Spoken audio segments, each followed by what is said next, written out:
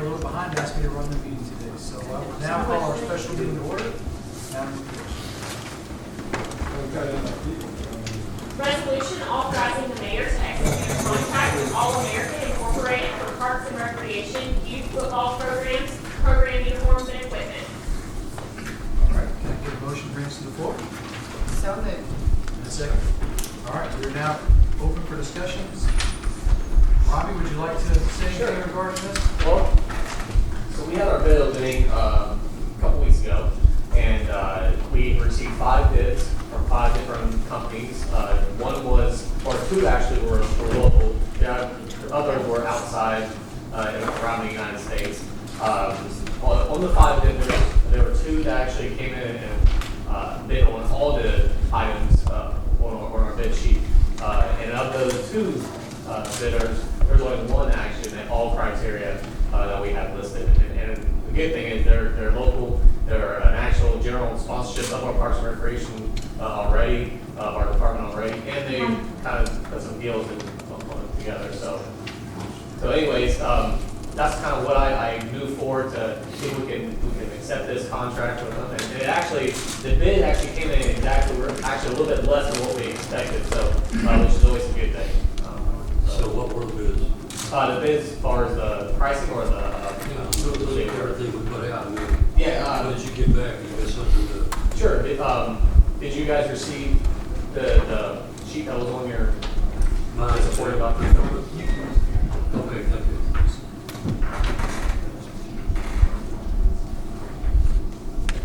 Yeah, you can see I listed all the things that we would buy out of this contract, or at least what we bid it out. One was from or the 2 that I listed are the ones that bid on every single item, and then the one that we bid was All American Sports. That's when I wanted to move forward to have this contract. Okay. So it looks to me that the contract is, we've already approved the expenditure, and the issue is whether or not it's within budget. Is that correct? I Will mean, be it's within definitely- just whoever you guys accept as the contract and bid that we put forward. Any commissioners have any questions for Robbie? It is, Or for you.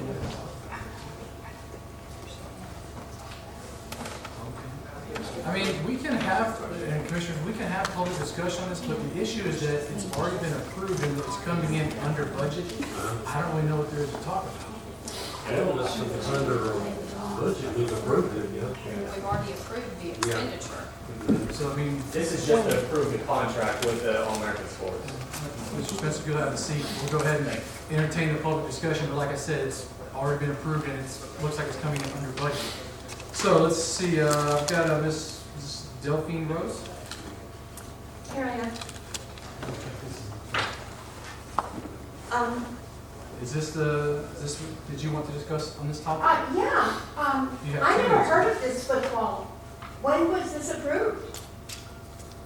It was with the budget amendment, ma'am, yes.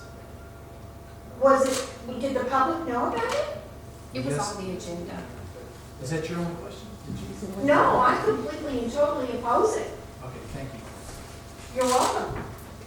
All right, let's go with a Mr. John Warren. If you'll state your name and your address, sir, for the record. And John your- Arini, 9971 Promontory Road. Thank you. I, like Delphine, was not aware that this was approved via amendment. And I guess since now I'm hearing this, I'm interested in the funding mechanism. Is this an additional tax burden on the citizens of Lakeland, or how's this being handled? Is this coming out of general fund? Where's it coming from? Is that your only question? It depends on how you answer. Okay, basically, this is being funded from our budget year. So this is money that's part of our budget surplus. It's going to end up being about roughly $20,000 to $25,000. Okay, so it's not additional cost That's correct. for the citizens? That's correct. I have more questions. Thank you very much. Mr. Bill Rose.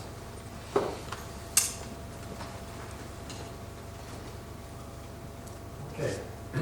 Bill Rose, 10021 Hawk Point Way. I am not used to this. and I'm not prepared for this 5 o'clock meeting. I was prepared for 5:30 meeting, because some of the people that I wish to address aren't even here, that are on the commission and bring it up. And other people from the office are not here. The only person I can address right now is the person in charge, the director of the Parks Department. At Christmas time, at the Christmas party, I met him, and I told him if there is to be a problem with the walkway on the park that's up by the fire station. It's got unbelievable cracks, it's being undermined, it's in terrible shape. And he agreed that he would walk with me. I've left 3 responses at his office, 3 messages, got no response to them. I left another message with the girl at the desk to please give it to him. I still haven't had a response. And all I want him to do is call me when he's available to walk that park with me and see the terrible condition that walkway is in and how worse it's going to get. And the rest I can address when we have all the people here. Thank you for your time. Karen Parsley, state your name and address for the record, ma'am. My name is Karen Parsley, address 1238 Silver Heron Lane, Lakeland, Tennessee. Okay, I also was not aware of this expenditure. I have boys that have been in leagues before. No other city has ever funded the expense of uniforms. It's always been done by fundraisers. I thought the tax increase that we had, when we moved out here, our taxes were 0. It went to 140 for education. If we have surplus money, there's a lot of things that need to be done with it. Besides funding uniforms, that should be funded for by a fundraiser within the park commission. Also, when you start doing this, you have got not only this year's expenses, but as it said in the thing that these are going to be fitted to the kids that are playing now. Well, what happens when these kids leave? Socks don't last. Come on. I hate that not everyone is here because I emailed all of you. I got one response. I think there are other things more important to spend our money on than uniforms. It should be money raised through fundraising. Thank you.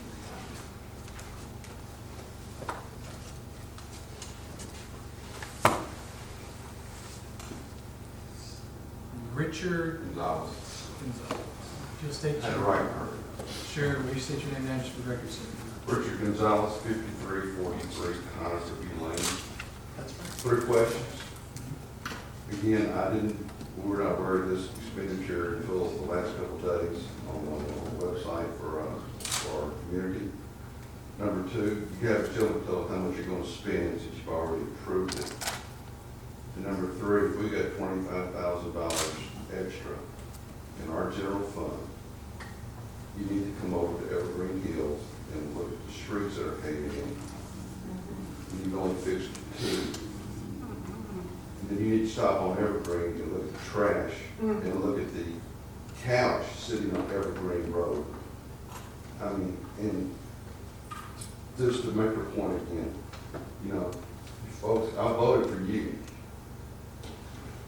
And you came to my house, and I thought you'd be a good steward of my tax dollars.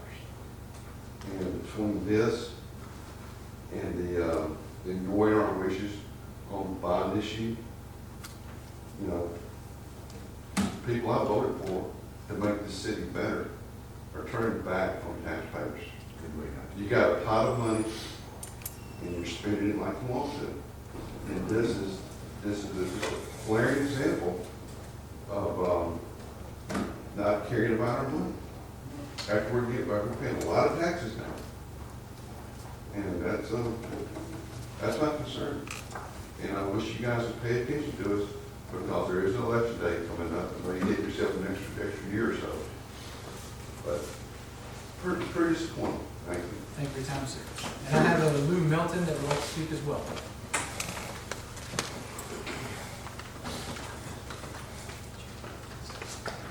Name and address for the here when y'all introduced this program, and the night that Robbie was here and introduced it. I spoke that night and said that no other city had asked, originally they asked for $40,000, and asked that we do fundraising. And Sherry Gallup was the only commissioner that voted no on this. I don't understand what's going on. Sherry's not here tonight, the mayor's not here tonight, you've called a special meeting, you started the meeting and acted like it's a done deal. Well, you know, like you're doing us a favor by letting us speak. So what is the real status of this? In my mind, we've had one reading on this, and it was that night. I've watched every film, I don't believe it, unless y'all are meeting in private and we don't know about it and what's going on here.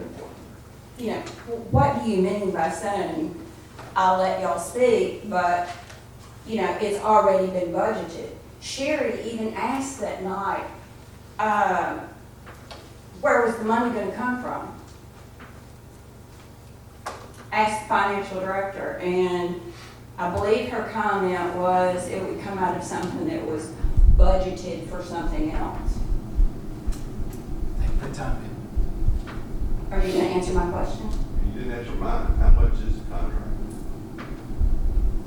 All of your questions will be addressed. I'm going to ask Mr. Robbie Spence to come back up. I'm making sure that we have all of your questions in a pool before we address them. So that's why Thank you very I much. was making sure that that was your only question. Okay. Mr. Spence?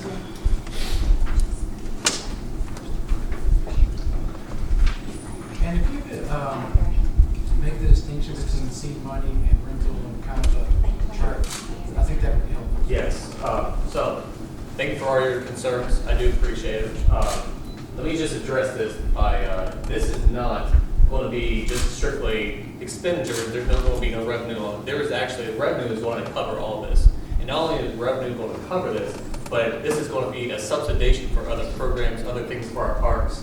As you know, we don't have a large amount of money in our Parks and Recreation Department. So one of the things we have to do is we need to address other ways of funding parks maintenance stuff, other programs, other sources. Well, one of these sources is football program, which is football programs want to help subsidize other means for revenue. And that's one of the things we need to have out of the city is more funding for our Parks Department. Now, later in the agenda, in the regular agenda, I do have a plan for parks maintenance. So, Mr. Rhodes, we are going to address the cracks in this, but you'll hear it later. Yeah, but that's not, But anyway, with this money is strictly just a seed money for the contract. Now, the contract is actually lower than what we anticipated. Even though it is what it is, it's still going to be, our revenue is going to cover that out of all of our programs. So I'm not sure if I addressed all the questions or that you guys had, but this is going to be a revenue generator. It's not going to be losing money. The city is not putting out any money that we're going to lose. This is not coming out of taxpayers, but this is strictly money for our kids to be able to put on a program. And with that, it's going to subsidize other programs. So I'm not sure if I addressed that or not. And Jessica, can you address where the money came from? if you don't mind? Sure. Thank So, you, Spence. back in December, you guys passed a resolution to support the youth football program and authorize seed money up to $20,000. If you remember, Robbie presented, for those of you that were here, Robbie presented a detailed budget for this program, and the revenues were in shortfall of the expenditures by about $20,000. So the board approved the $20,000 one-time expenditure seed money for this program.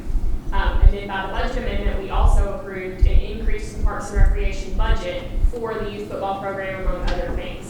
This tonight that's being taken up is just the approval of the contract, where the money has already been appropriated by the commission essentially twice. And the total of the contract is $23,875.80. That is coming from general fund dollars where it is appropriated. There's not an additional budget amendment. It's already been budgeted for. Does that answer? Okay. I think everyone has had their opportunity in public discussion. Do you have something, Commissioner? Well, only that this just didn't come up. We we've been talking about this for weeks, if not months, you know, so it's not something that we just came up with overnight. And in that time, I've had 2 emails in opposition, and that was 2 days ago. And I really haven't had time to respond because I don't do this full time. I've got other work I have to do too. So with that being said, I would think that people were totally against all this, that they would come up here and say I'm against it, you know, rather than wait till the last minute. And I think that the mayor could do a much better job of explaining what we've done as far as the commission over the last couple of years. So what I would like to do, because I think we're doing a pretty good job. I think we're doing a good job as far as cutting fat out of the budget, because, well, that's one reason that I'm gonna ask that we defer tonight so that the mayor can be here and that Commissioner Gallup will be here, and then we can address. He can address it too. Just want to make a comment. The reason we're having a special meeting tonight for this agenda item is because it's very time sensitive. If we don't get the uniform order placed, the youth football program will not be, we can't even wait until next week. The uniforms won't be here for the start of the program. So that was the point of having a special meeting tonight, was to go ahead and have the contract approved so that Robbie could order the uniforms and the program could begin on that. Any other comments, sir? I'm not going to have people think that we're trying to sneak things through here. Commissioner Plunk, I will say that the budget amendment required 3 readings over a 2-month period of time. So, but if you'd like to make that in a motion and you get a second, vote on it. Would you like to make a motion to defer it? I'm making a motion that we defer. Do we have a second? Seeing no second, I will go ahead and call for the vote. Madam Clerk? Vice Mayor Roman, Yes. are we voting on the approval? Yes. All right. Commissioner Dial, Yes. Commissioner Plum, No. that is 2 to 1. All right. Item passes. Seeing no other agenda on this special call meeting, I will call this meeting to adjournment without delay or opposition. This meeting is adjourned. Yes, Mr. Rose?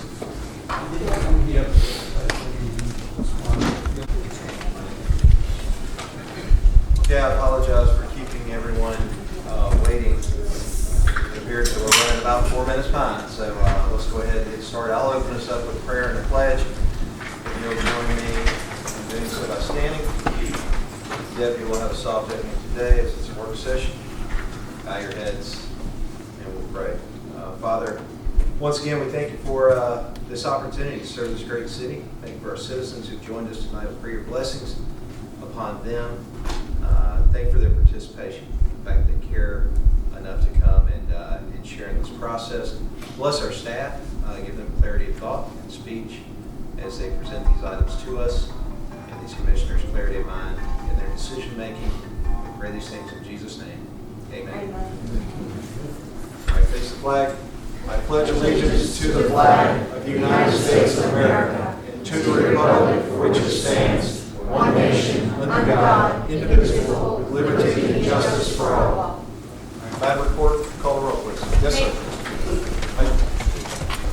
Need everybody turn your electronic devices off this meeting. All right, thank you, Deputy. Appreciate that. Madam Reporter, call the roll, please. Mayor Bunker, Here. Vice Mayor Roman, Here.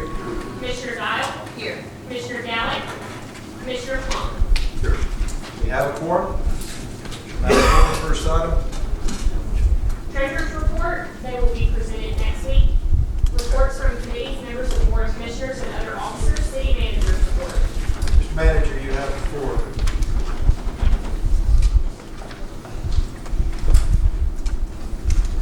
Thank you. A few things to go through tonight, and I want to start this meeting by talking about another meeting. Kick this off right, as I think everybody here knows, there was a great meeting last night held down at Stonebrook Golf Club to unveil the Lake District. The two folks who presented, Mr. Yehuda and partner Maggie were there last night to present the plan. You can see the great turnout at Stonebridge Golf Club, present this fantastic plan. Now, later on, we will have more discussion about this as they officially enter the approval process with the city. What I want to do right now is just take a moment to say where these plans are available. We presented a lot of information, a lot of drawings last night, and it is on our website now. So just to point out that go to our website, you see down in the right-hand corner there, there's links to all the plans that were presented last night. So if anyone wants to go in and get a little detailed look about what was presented, what the plan is, feel free to go there. There likely won't be a full presentation tonight again, only the formal request to enter the process, but all the information is on our website. A few other things to go over mowing. As you noticed, our mowing contractor started work this week, started on Monday, started on the main right-of-ways first, but came to the road, Fletcher Trace, and working through the city and our parks. So you'll see a great difference in there. Remember, the frequency of our cuts has sped up drastically since our contract last week. So that is underway. You will see cleaning going on every week throughout the city.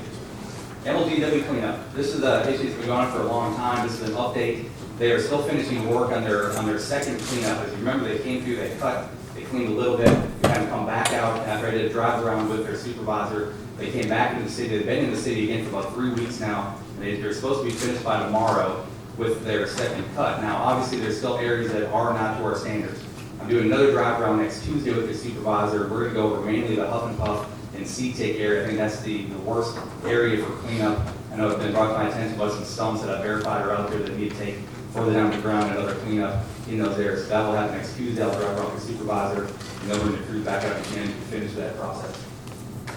The Huff and Puff billboard related. As you know, on Huff and Puff Road, there's an old Bell's billboard that's been sort of vacated for many, many years now. They're in the process of taking that down. They got the power turned off by LGW yesterday. So we did the first step. They applied for the demolition permit through the county. So once you get that permit, they'll remove that billboard. That'll be an eyesore removed that's been on the landscape for quite some time.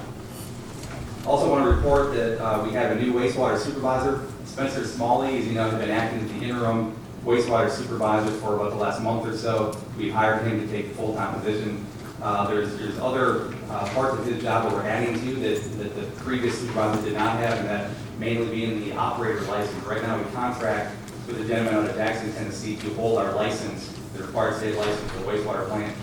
Spencer is certified in that, and he'll be taking on the responsibility, so we're cutting out the contract. We'll talk about that more in the budget discussions coming up in a couple months. But Spencer is our new supervisor. He's fantastic. He's been in the city about 3 years. Fantastic job, fantastic guy. He's going to do a wonderful job for us. All right, TDOT. Tomorrow morning I have a conference call with TDOT to go over several things I want to bring up to your attention tonight. The 4 things I plan to talk about with them tomorrow. Sound walls. As you know, we've had a discussion with them, and it's sort of the focus has become the 2011 study that was done and whether or not that can be updated, and if it was, would that warrant a sound wall in there? Now, I've heard from folks in the industry, 2011 is fairly recent in this type of context, but nonetheless, we're going to ask for, see if they can do an updated study. If they will, we'll see where that comes out. Related to that, even if that were to happen, I think another good thing to try to do is to plant more trees down there. Obviously, MLGW came through and took out an entire buffer, 20-foot wide swath down Huff and Puff. They removed a lot of that buffer, which was acting as sort of a noise barrier. We believe there is area to do that. If you look at the corridor here, here's I-40 looking westbound right there. Here's Huff and Puff Road. The entrance to the point is right here. This is pre-MLGW cutting, obviously. So they removed everything from the edge of the road going back to about here. Now this picture shows a pretty good buffer even beyond the 20-foot line or 10 feet from the power lines. However, a lot of that is small scrub. It doesn't really do much. What we're going to propose, or I'm going to propose tomorrow to TDOT, is we do evergreen planting within their right-of-way along this side, so outside of the MLGW easement, but on the very start of their right-of-way before you get to the roadway. We believe there's room there. Wesley Wright has provided recommendations to me of what types of evergreen planting would be most beneficial there. So we'll talk about that. If we could have them do that, even in lieu of or until sound walls are put in, we believe that'll be a help at least. So that'll be another discussion. And lastly, litter. Oh, fence, I'm sorry, skipping over. The fence. This fence fence, if you can see it in here, that is definitely not a sound wall, obviously. But it's falling down, it looks terrible. That'll be under discussion for them to replace that fence. Now, they need access control there, obviously some sort of fence. This isn't cutting, in fact, it's fallen over in many locations. So I'm talking about replacing that fence entirely for that whole stretch. Obviously, it's been this way for a long time. We never saw it done when DW came in and took down all the trees, kind of did that kind of trees. Now it's in full view and looks terrible, so we will be asking them to replace that fence. And then finally, litter. As you know, we collect litter on this. We've reduced our litter cycle now to once a week. We had Hub and Puff once a week. Still not adequate, of course. But there's another problem too. We collect within our right of way up to sort of where that fence line is. But beyond the fence, in the right of way, you can see this hillside, one example, where it's usually littered from interstate traffic. We're going to get them out there to be cleaning that up on a regular basis to make sure, because that's in full view of our residents driving on Huff and Puff. So that'd be another step. I'm looking forward to them cleaning that regularly and taking part of it. So we do our part on Huff and Puff within our right of way. They do theirs within the TDOT right of way, and they'll make a big improvement. So that'll be at the meeting tomorrow. And that is it for my report. Any questions about anything? Any questions, commissioners? Commissioner Plum? Chief, how long does it take for a complete mowing? They started this week, so how long will it take to completely do the city? Well, most areas are on a 1 week cycle. So say the Canada Road meeting, that'll be held once per week. Last year it wasn't that often, but so generally 1 week. We do have some areas that are cut, or I believe twice a year or once a month. Emily, you want to comment on this? They're a once a month. Some of the right-of-ways in the rural areas are a once a month cut, but Canada Road and Fletcher Trace, Davis Plantation, and the parks are once a week. So I know when they cut earlier this week, they got through probably about 50% of that in a day.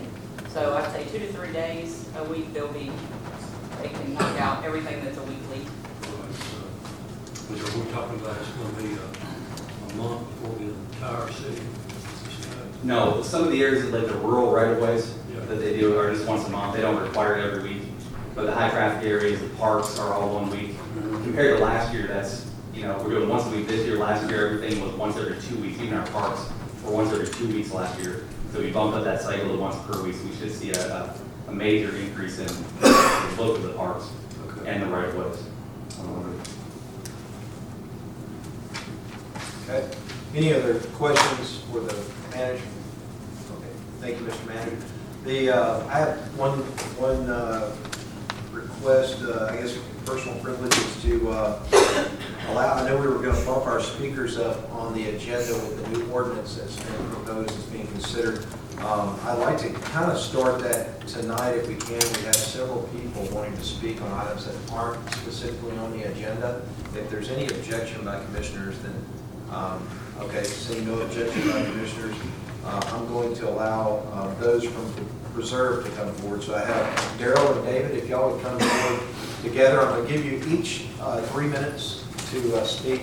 We have to organize like that on these things, but certainly you have the floor. Give your name and address for the record, please. David Carlson, 4025 Potter Woods Cove, North. We, this issue that we're came to bring to this group was something that came up about a year ago. When most of the homeowners moved into the reserve, they had been told by their realtors and by anyone they asked that the final paving code of the subdivision was to be funded by the developer, and that there was a credit facility in place to ensure that was done. And so that's been our assumption all along. We had a newly constituted HOA board about 10 to 12 months ago, and we started looking into this issue. In the plat that was certified for the development itself back, I think in 2006, it says, this is signed by, I can't read the first name, but M. Smith, who was the city engineer at the time. Hereby certified that streets, utilities, and drainage treatments have been installed in an acceptable manner and according to specifications, or that a guarantee has been posted with the planning commission to assure completion of all required improvements in case of default. And so so this was kind of what the root was of the basis of all of us. We moved into subdivision the costs that we're talking about somewhere in the neighborhood of $130,000 to $140,000 for that final top coat. And it was our understanding it was to be funded either by the developer or through this credit facility that was part of the certified plan.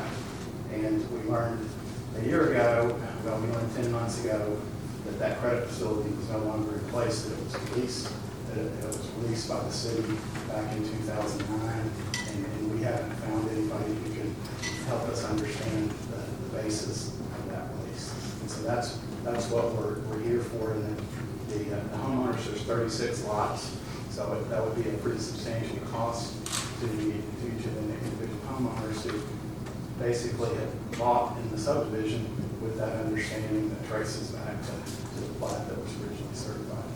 So, Let me go to the city manager real fast. Do we have a copy of the release? Who signed the release for the city? Yeah, I can get here and address a little bit of background. Thank you. I'm sorry, I won't mean to interrupt the presenters, but I'd like to.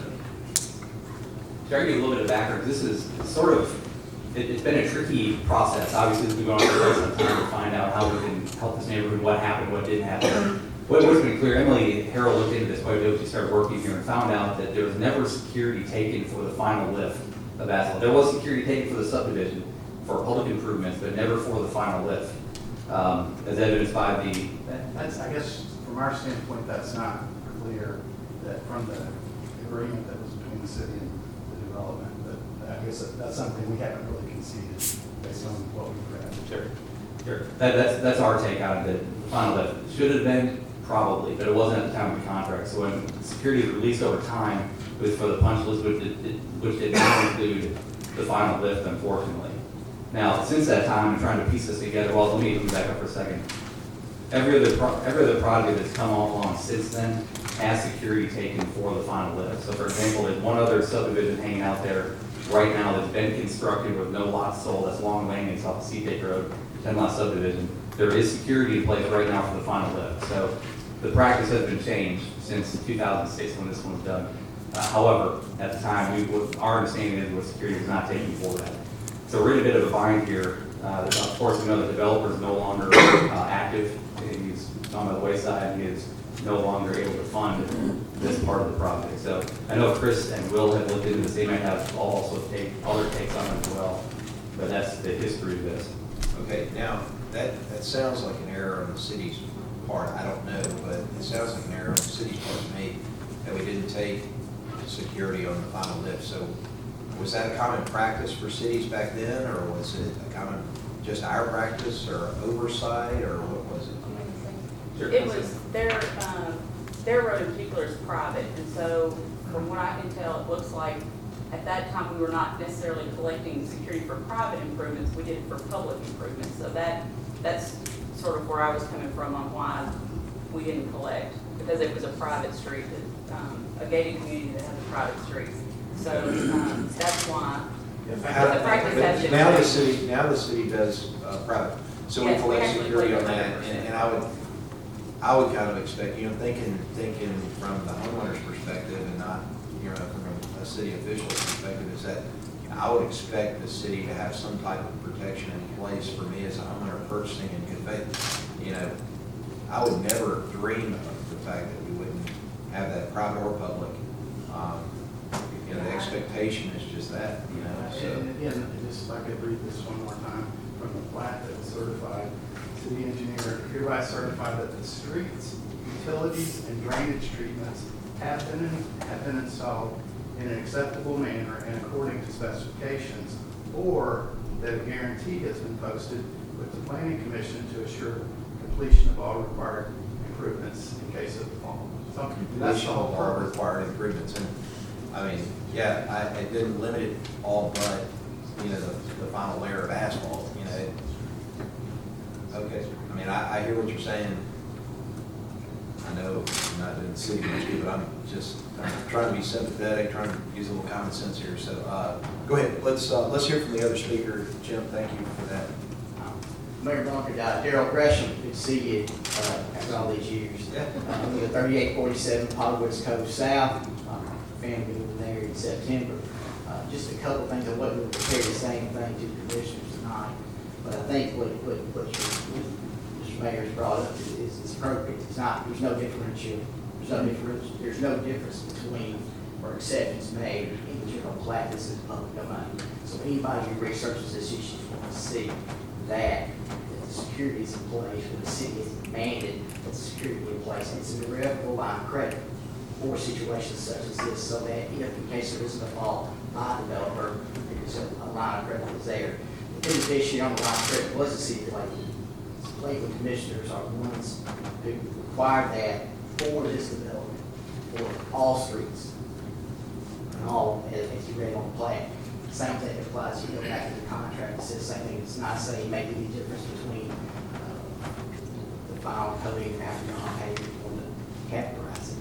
And so since it is irrevocable, and since it was in place for situations like this, and that there is no exception, it says all, there's an ambiguity, and obviously our position with the ambiguity is the result of actions of the city of Lakeland back in 2007, 2009. This is not the first time that the security was released. It was actually released on in 2007. So this is the second time that it happened, it's been about 2 years. Yeah. Just when you thought you're finished paying your way out of errors from the past, another one pops up. But, here's what I would suggest, commissioners, if anyone has an objection to speak now, I would suggest, go ahead. I just had a question, and that is, it said that all required improvements, would the top layer have been a required improvement, which is the code as it is now?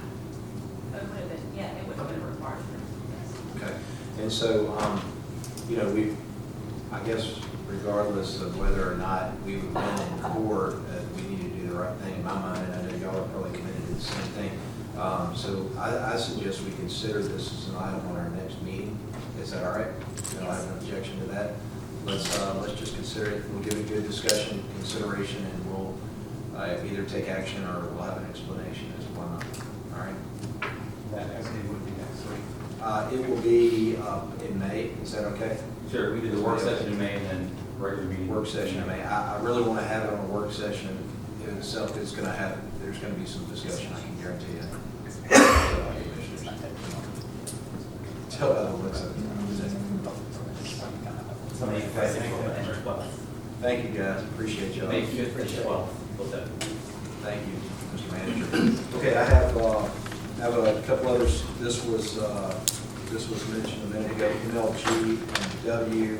Arnie, you want to come up and share with us just name and address for the record, please? Arnold Volkan, 10108 Ridgewood Oak Drive. First of all, I wanted to thank the city manager for his efforts in trying to get MLGW and TDOT to do their jobs.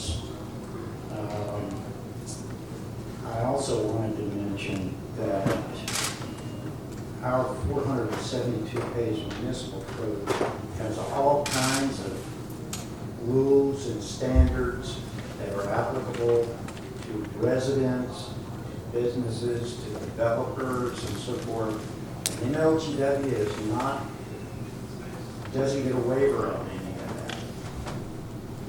The only right they have is to trim limbs and branches so they don't interfere with the power lines. Nowhere does it say they have a waiver on the responsibility of cleaning up what, if that had been a tornado, we would have got federal disaster funds, you know. The other thing I wanted to mention is Memphis-Arlington Road is another scenic road that needs attention. The trees, I sent pictures to y'all, I'm not sure if you had a chance to look out. But some of the trees are shaped like this and there's nothing in the middle. There's at least one dead tree down there. There are some, the only thing that's protruding from the ground are the tree trunks. There's not even anything on the top. I know he's working hard at that, but I'm gonna stay on this too. You know, when that big bushwhacking machine that they had out here several months ago out here, a thought entered my mind to go lay in front of that thing and get the meat out or something, so that, I guess my 2 minutes are up. So thank you very much. Not really, I've got a question, and I'll pause your time for a second. The dead trees on the road, of course, that's safety issue, falls at the wrong time, you know, now, is that gonna be kind of part of this new ordinance we got where the landowners are responsible for maintaining their roadway, frontage?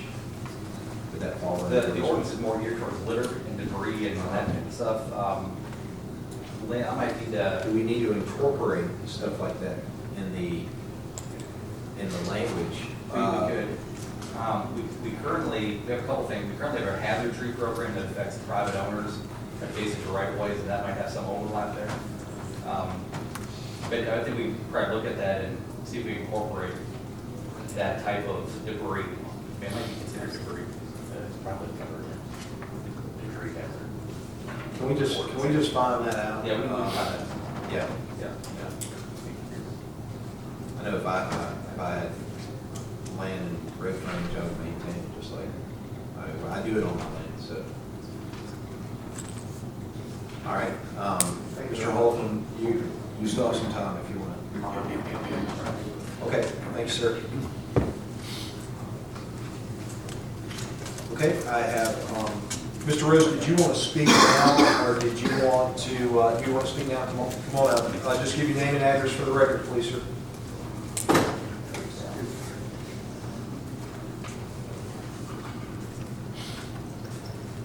Bill Rose, 10021 Hopper Point Way. First thing I want to talk about is that I recommended Jim that he speak with you on this noise problem, because, and get the people in Nashville that are running the noise, and this 2011 study, which is totally inappropriate, to come down to my house and meet with you, Jim, and myself, and listen to the noise that they say doesn't exist. And also listen to it at nighttime, when the trucks are on it, and they backfire, or they downshift, and the whole noise comes right through the house. Nobody can tell me there's no noise in the house. If I sit out on the back porch, in the summer now it's fine, I will hear noise all the time. That's the first thing, and the only way to prove it to them is not to listen. I talk to them in depth, and all I keep hearing is that that's 2011 study. They also advised me that they're going to put a third lane out there on I-40, which is only going to make things worse. So they need to come out and listen to the noise, not give us this other stuff. And the other side of it would be, what we said, that without putting trains into the lake, that's straight across from our house. That's a clear cutout to the road. And that's where a lot of the noise comes fumbling through too. So I'm requesting that you and Jim get together with the people in Nashville and the Sound and make arrangements to come out and listen to the noise. The next thing is Puff and Puff. Puff and Puff is a disaster waiting to happen. And I will tell you this, that Huff and Puff is our responsibility, which I think we all know, that's a city road. It's eroding on the sides are falling off. Luckily, the picture that Jim had didn't have any of that color. The sides are falling off because of the way the cutting was done. And somebody's gonna go off it eventually, because it's over, in many cases, passed away by. And if they go over, there are stumps this big that will cut down that far, because I requested them to do that because they were leaving on this side. But if a car hits that, it's in trouble. It's going to be a disaster. And the you call it the drainage ditch that they put in, the culverts, need to be cleaned. They're loaded with all the debris that these guys pump out, including that when they grind it down, they pump the stuff in. It's a disaster. And it's got to be taken care of. And it can't be denied anymore because it's going to be a bad accident. Mr. Manager, can you schedule a meeting with TDOT and you and I at this point, their subdivision, and if we could arrange for them to be there, it would be nice, but if not, then at least the three of us can meet, get over there and check it planning, I assume that the recommendation, and Wesley, you might be able to answer this, the evergreens you recommended, their growth, the height that they grow, I assume that they're going to provide some type of a noise barrier. They're high enough. High and wide. Okay, They grow together like a hedge. okay, high and wide and I grow would together. recommend at least 2 layers though, so you grow one. Okay, can you come to the microphone? Name and address for the record. I usually don't ask you to come, but afterwards fill out a card for a recorder. It gets voted. I just have one more thing I She'll hurt want to us. say. Yes, sir, I'm gonna give you your time. You stay here with us, stay here with us. Go ahead. Wesley Wright, 4063 Further Valley East, Lakeland, Tennessee. Now, what I was suggesting was that on the T-dot side, you can put taller evergreens like Leland cypress, where it's not going to get rid of electrical lines. And where on the Huff and Puff side, where there's an issue with electrical lines, you can put in either hollies or photinias, so they grow thick. So you have 2 layers, and they always keep their leaves throughout the year. And then it wouldn't be an issue with electrical lines. You just top it off, and it would look good. What height did the tallest ones grow to? Leland cypress can get 30 feet tall. Okay. They're huge. They grow aggressively. Hollies, depends on what type you get. Photinias the same way. Photinias, I've seen some 20, 25 feet tall. Okay. And you can cut them once a year at the top, and it wouldn't be an issue of maintenance to constantly prune them. You can shape them into hedges, or you can let them grow naturally, as long as you just keep them off the lines. And it'd be thick enough buffer for those 2. I think it'd be better than what we previously had before you came through. Yeah. And it looked better. It looked higher in. It has a consistent look. That's right. Okay, Mr. Rowley, thank you, Wesley, I appreciate that. Okay. Do you mind filling out a card for me? Yes, sir. The only thing I can say is that the last time they came through, all we did was top trees. Okay. And if we plant tall trees on the other side, on the roadside, or tall trees on this side, it's still gonna have to be topped. They can't be destroyed like they were. And there is the other way, that if they die and fall over and they're too tall, they're gonna take the lines, the spruces he's talking about, will take the power lines down anyway, because that's how tall they are now, with the length of the wall. Okay. The road I've explained to you, very useful. And the other thing I have is that I have asked, at the Christmas meeting, I spoke to Rob, the person that's in charge of the public department. I have called 3 or 4 times and left a message for him. He said he would be willing to walk around the park out by the fire station, because the roads are getting eroded underneath. Sinkholes are all developing all along it. And I put in 3 messages, never had an answer. The 4th time, the secretary told me he was in, but I said, okay, but I'm not getting through evidently because I'm not getting an answer. And so I left a message that she said she would make sure we got. The message basically was, whenever you decide you want to walk around that park, let me know and I will make myself available to walk around the park, because it's really important. That's it. Okay. Yeah, Go ahead, Commissioner Plum. yeah, I could simplify this with you, because, for 25 years, I've lived in Stonebridge. We don't have any kind of walls there, so, every night, if I'm out on my deck in the backyard, that's what I listen to all night long, just the down shifting, you know, so. It's horrible, yeah, but, so you're not alone, you're not by yourself, you know, so. But there's other parts of, Lakeland, you know, that are experiencing the same problem. Especially putting in the 3rd lane is also one dangerous. Now, when you go down, you go into 240 off of the bridge, the moon change is going down there. You're going to see a whole lot of soundproofing walls. I got you, and I understand that.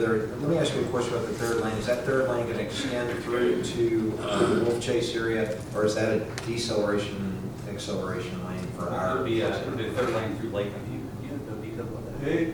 He told me they intend to do the 3rd lane on the highway on both sides. Both sides. All the way to National. Yeah, when it widens to 3 lanes in Bartlett, when you work on westbound, They're gonna bring that third lane back. Really? And last I heard, I believe they're 4 or 5 years out from that. Full information on it. Yeah, all right. That's because I pushed for it. Yeah, no, I got you. That's information. Yes, I was sir. thinking whatever we come up with, we could, wish with Dial, she would, you heard it every night, you're probably closer to it than I am, so. I hear it every night, and I'm further away from the interstate than you are, and I hear it every night. So whatever they come up with, whatever TDOT comes up with, they need to include, south of Lakeland too. Okay, let's, we'll meet out there and talk with TDOT and see what kind of plan we can put together, and we'll report back, next meeting. Sure, maybe it's, you don't have to meet with them in the morning, so this is one of the topics I'll come down and meet with them. Okay. I may jump in on that in the morning if y'all don't mind for a moment, at least. I can sit in with this and y'all can be free the rest of the time. I got both the last speakers wanting to follow up.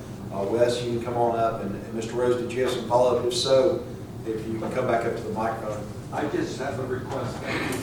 Okay, can you come up to the mic?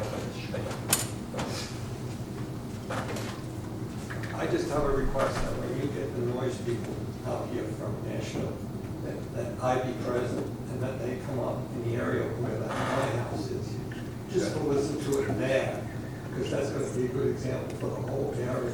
And their 2011 study is terrible. Yeah. Okay. So we'll have the TDOT officials here in the morning, and we'll mention to them that we'll have Part of the conference call. conference call. So that's what we're gonna make all the tasks. Okay, that's one for me, Meg. Great. Thank you. So yeah, I'll conference in on that little piece, and we go on if that's okay. Thank you, sir. Les, did you have some follow-up as well? Yeah, what I'm saying was, yes, if there's an issue with fallen trees, there are many varieties of things you can put up that don't fall. There's a shrub called Augustums. They can grow up to 20 feet tall, very thick. They don't fall over. Only God can do this thing. So that is an option if you're worried about fallen trees. There's other options. There's a whole potpourri of sheep vegetation that grows aggressively enough. That's not an issue of high maintenance. I'll send you that list again. Okay. All right. Thank you for that expertise. And Arnie, did you? No, come on. Just follow up if you want to follow up. Arnie, all This was, Arnold W. Holden. This has to do with NLGW's tree exchange program, consistent with what he just mentioned. They sanction or approve of putting platinas, hollies, and crepe myrtles in a fourth tree or shrub. I can't remember what it is. But, you know, in this discussion just a moment ago, I didn't hear anybody say anything about who's going to pay for all this. I think that in our negotiation with MLGW, given what they've done to us, they ought to pay for the red tip platinas, the hollies, the crepe myrtles, and these can be planted right under the power lines, and they will not cut them out. It's my understanding the crepe myrtle, I've seen it as our official tree on one place, but actually the white oak is our official tree. But I think it's our official flower, so perhaps we can work the free crepe myrtles into the equation. The other thing is this mall, the old mall over here that's going to be totally renovated and so forth. That parking area out there has like 30 or 40 beautiful crepe myrtles. If that guy's just going to bulldoze those things, we ought to figure out how we can get them because they're perfect specimens. Those trees would cost $300 to $500 a piece. So anyway. I wouldn't know where to look for that guy. Just messing with you. All right, so that appears to be all the speakers that are not speaking on an item. I have Bill Morgan here that's going to speak on our sign ordinance, so I'll call him up at that at the appropriate time to speak on that ordinance. Madam Recorder, first item, please. Sewerage Commission business, approval of the sanitary sewer concept plan for Chapel Woods subdivision. Okay. Emily Carroll, City Engineer. This is a recommendation to approve the sanitary sewer concept plan for Chapel Woods subdivision, which is also, you may know as the Evolve property. Chapel Woods is a 126.4 acre development on Chambers Chapel. It borders Oakwood subdivision of the Grove. It is 214 lots and will generate approximately 42 gallons per minute of sanitary flow. Our interceptor currently has the capacity to accept it, so with the approved subdivisions that we have out there in future development, we have started policy discussions on capacity. Just to let you know that we'll be bringing that up during budget time. But we do recommend approval of this concept plan for a period of 1 year. Okay. We attach the request to the memo. Okay. Any questions, commissioners? All right, no questions. This is going to be our sewer commission meeting, so we'll have that in the other. And if there's no questions, we'll move to the next item. Next item, Madam Recorder. Consent agenda, approval of meeting minutes from previous meetings, regular meeting minutes, March 10th, 2016. Okay. We have any comments, questions, concerns on the minutes? We have a chance to review. All right, that is already on the consent agenda. Madam Recorder, next item, please. Regular agenda, applicant interviews, Keep Lakeland Beautiful Advisory Board. Okay, these will be handled at our regular meeting. Any questions? We had some speakers here that were. Okay, so that we do want to hear speakers tonight. All right, well, then we will hear them. What speakers do we have? Do I have information on? There's a list. Okay, so I've got, I know I've seen Allison here, I know Arnie's here. Let me just go down the list, so I don't miss anybody. And Brad, last name Bradley, first name I do not want to try. Come on up here, tell me your first name, I'm so sorry. It's Asia. Asia. All right, awesome. Like it, come on up here and talk to us for a little bit, Ms. Bradley. Thank you for your interest. Sorry, I wasn't able to pronounce your name. For tall people. My name is Asia Bradley. My husband Matthew and I, we actually just moved down here from the Chicagoland area with our 5-year-old son. I do work full-time in medical sales. My husband works for a company in San Francisco, but both of us work out of home. And so we wanted to, when we chose Lakeland, we really specifically chose Lakeland. So it wasn't like we just chose Tennessee or, we literally could have moved anywhere in the U.S., anywhere. And for some reason, we came down here, we fell in love with the community. We sort of felt like this was a place where we could really belong and raise a family. And so that was why when I looked online and I saw that you guys were looking for volunteers for this new board, I just thought, wow, that's an amazing opportunity. I have plenty of time at home, so does my husband, and so we thought that this would be a nice one to be part of. Personally, I have zero experience with any of these kinds of advisory boards, but I'm hoping that we can become integral members of the community and hopefully do that through volunteering for this advisory board. We are university educated, we're all hard workers. I don't know that much about landscaping or beautification projects, but I do know that I'm a very quick learner and very enthusiastic about, making Lakeland even more beautiful than it already is. And I hope that I'll have the opportunity to serve. Okay, great. Thank you. Any questions for Awesome. Any questions? Awesome. All right. Thank you. Thank you, everybody. Appreciate that. Thank you for your interest. Allison Eli.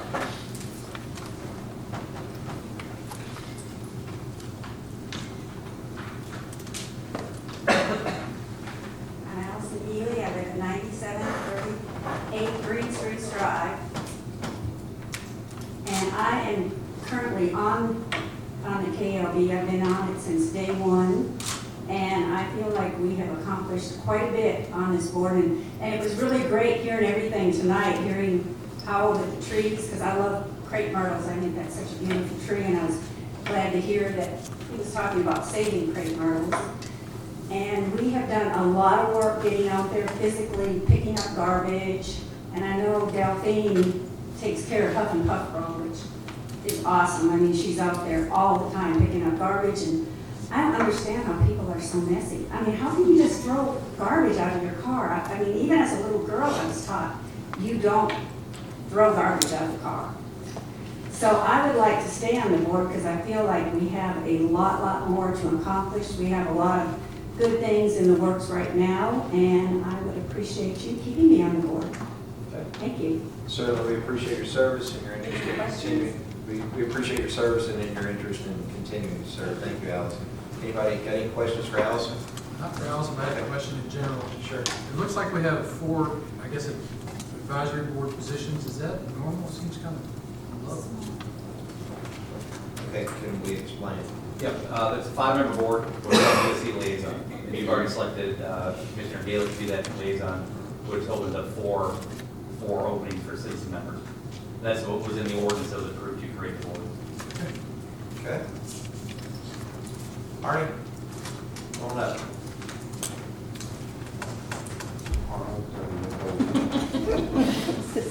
10103 Ridgewood Oak Drive.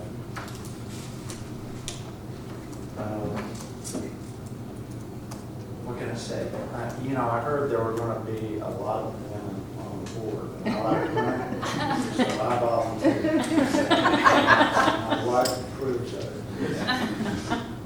I'm awake 20 to 21 hours a day, every day, 365 days a year. I've been retired from the Air Force for 5 years, and I've just been conditioned not to sleep. I have 27 hobbies, and so this could be my 28th hobby. Over the past, for over 2 years, I've been picking up litter on City Tick and Memphis Arlington Road. Probably 1.7 miles of roadway.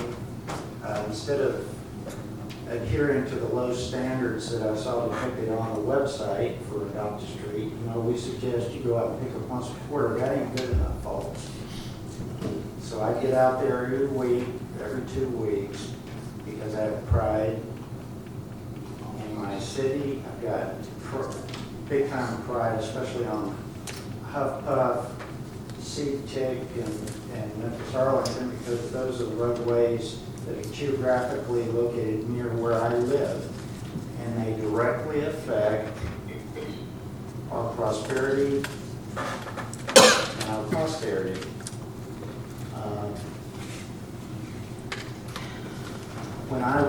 When my family moved here 5 years ago, we moved here from Hawaii, and we knew that we wanted to live in this county. We didn't know exactly where. So my wife and I drew the battle maps, and we determined we either want to live in Lakeland or we want to live in Collierville. And my wife came here separately from me, and fell in love with the area, and it sounded great. I love the tree canopied roadways and the paved jogging paths, around our neighborhood and near Herons Ridge also. And it's just a wonderful place to live, and I'd like to make it better. I have extensive experience both as a team player on boards as well as running boards. At the Pentagon, I served in 3 different positions there. I was a commander 6 times. I deployed twice to combat zones as a commander. And I'm very meticulous. If you don't believe me, drive by our house and take a look at our yard. And you're always welcome to come knock on our door and come take a closer look at the backyard. My wife and I work our butts off in that yard, and in hopes that it will setting a good example, not only on the roadways outside our neighborhood, but also in our neighborhood will help not just our city, but our family out.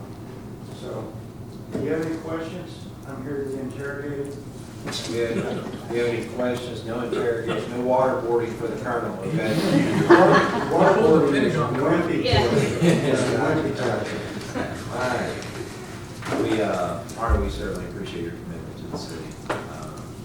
Thank you. I know I'm a pain in the butt sometimes, but we're all part of the same team, and, you know, I was kind of sad to see Nichols go, because I thought we had to have at least one, I don't want to say arch enemy, because he's a good guy, you know, even though he had other perspectives on a lot of things. I enjoyed listening to what he had to say, because he did have different perspectives. So, Yeah. anyway, but he got voted out, so. No, actually, he didn't run again. Oh, he didn't run again? Yeah, he didn't. He decided not to run again. He had distinguished service, he was very, very well thought out when he spoke up. You know, if he ever spoke up, people listened because he didn't speak a whole lot. He just, when he spoke, he was very bold. Well, you know how lawyers are. Yeah, yeah. But yeah, I agree, you are a pain in the rear, but we love you, man. I don't plan to move anytime soon. I do admire your passion, I really do. You do care about the city and we appreciate that. Any comments, questions for Arnie? Thanks, sir. Mark and Gunn? There you are. Yes, I'm Mark Malone from 9353 Glenburnie Lane. Basically, I've been there for 23 years or so. And environmental engineer, retired now. And basically, I wanted to do this. Well, I originally was on the Natural Resources Board 10 years ago, and that was merged with Parks and Recreation. And I'm with Parks and Recreation. And while I was there, I guess I was asked to join Keep Lakeland Beautiful. I've been on that committee for a while, helping out with the cleanups and things. And so basically, I'm interested in the environment, and I care about property values as a homeowner. So that's basically why I've been doing that.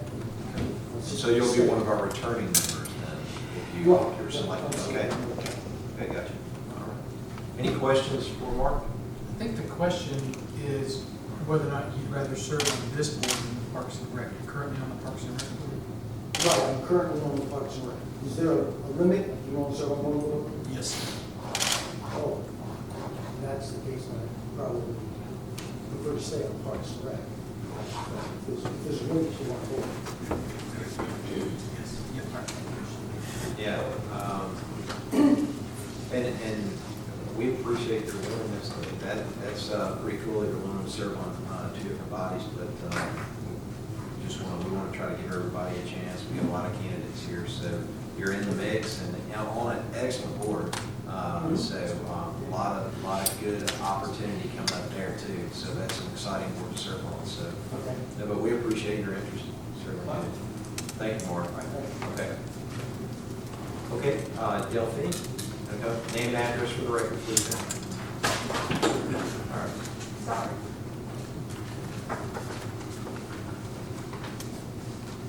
Delphine Rose, 121 Harbor Point Way, Lakeland.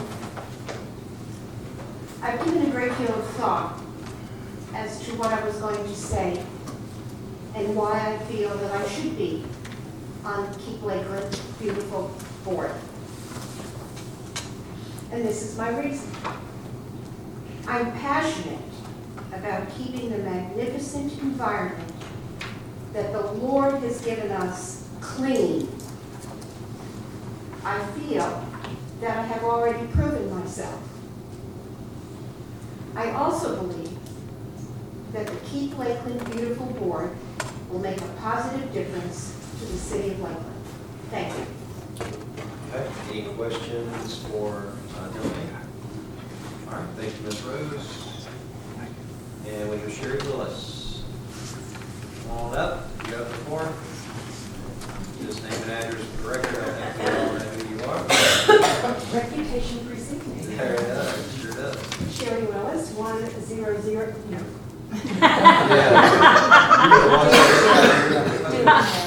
So this is.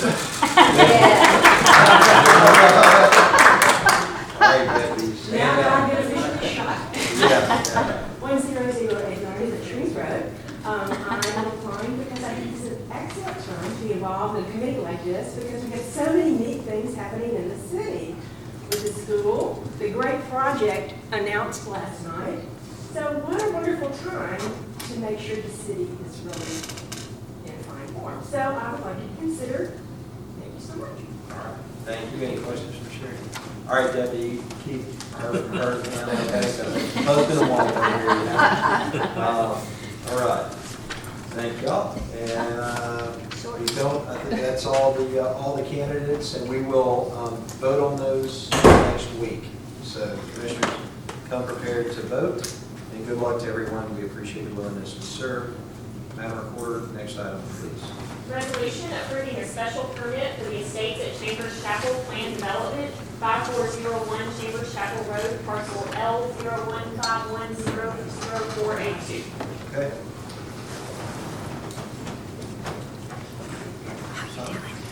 Excuse me, on the record. What you have before you is a request to grant a special permit for new plan development. Plan development is located on Oakwood and Chambers Chapel, approximately 100 acres. Kind of a new process initiated with this whole PD process. And that begins with seeking permission to go forward with the development. Keep in mind that we are looking at nothing specific other than does the body consider this an appropriate strategy and potential use for this project. Again, this will give you kind of a visual of what's there, but this is not being proposed. This is, right now, what we're asking is just, is the plan development process, best process to develop property in this area. And a plan development is a process by which negotiation can be entered into, some flexibility can be granted. It's a win-win. It's a win for the city, it's a win for the developer, and that's the way we should approach it. So, again, what's before you is just an approval to proceed. Our next step will be an outline plan. We'll go down a little bit, and then when we really get into the technical specifications, will be the plan development process for PDP and, preliminary development process. And that way, we'll start to look at how the land is subdivided, how it's parceled out, what the uses are, and all that. But this will give you some idea of what's going on there. Okay. So that sounds like a pretty strong endorsement for the process by you. So I think I know where staff stands. I'm very impressed by the rendering here. I know that that we can that just gives us an idea of what may come. But you know, I like the lines. I don't like grid streets, you know, that you typically see in neighborhoods around this area. I like the curvature. I like the shape of that subdivision. It looks like it would be very, very nice. And this layout is very sensitive to the property. yeah, and I'm familiar with that piece of property and the topography. I've looked closely at the maps, and I can see that they place the road strategically. That's a very neat looking development, so I'm excited about it. Commissioners, y'all have any questions, comments about this? I'm just wondering if the plan development process, permitting process is needed to get this type of layout. We have another item on the agenda tonight that, because it's a mixed use, it makes a lot of sense to enter into that. However, anytime we go into that, there's negotiations, which means there could be variance from what we put a lot of time and effort on the books. So my question is, why would this project need this special permitting rather than what we currently already have on the books? That's With the board's permission, I'd like to go to the developer to speak to that. Okay. I think you can make a stronger case on it. Okay, just give your name and address for the record, please, or you can give your business address or business. Thank you, Mr. Mayor.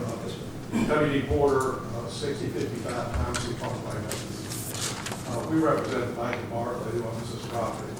And I'll start off by saying that this is a very interesting piece of property. It's got a lot of topography, it's heavily wooded, it's got waterways on it, and it's just absolutely beautiful.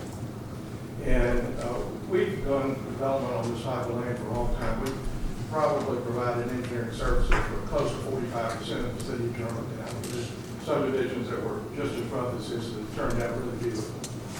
We use certain techniques that necessarily a blanket zoning ordinance can't address. The reason we're asking for a PUD here is we can write site-specific conditions for this particular site that can be used to monitor the development and assure that it comes forward the way y'all approve it. That's one of the main things I say, and I wrote a little bit on this, I'll just read this to you. That the site of the states at Chambers Chapel is forested and hilly, has large, readily definable waterways and bottomland hardwood forests that need protection from excessive development. We have prepared a set of proposed conditions that meet local planning needs and represents a responsible attempt at development. One thing, several people have looked at this, and they all want to get the bulldozer out, and this is just ruining the site. We're really blessed we have a client that sees what we're talking about, and it's our intent here to build the prettiest development in Shelby County. And we have the capability here with this property and the woods and the way we're going to address the roads and the sewers. All those roads run up and down the valleys. That's the reason they're shaking like we are following the contours. And that central portion up there is probably one of the highest points in Shelby County. And it's about 50 feet higher than that circle. So we're going to take a road, instead of grading it out, we're going to take a road around it, use that as an open space, and build a community facility on top of it. So we're trying to do everything we can in this, and the PD ordinance will give everybody a chance to have input. Yeah. And that's the reason we like that. And the zoning is a little cut and dry for us on this particular piece of property. And it's a little more work on the plan development, but I think it will yield better results. Yeah.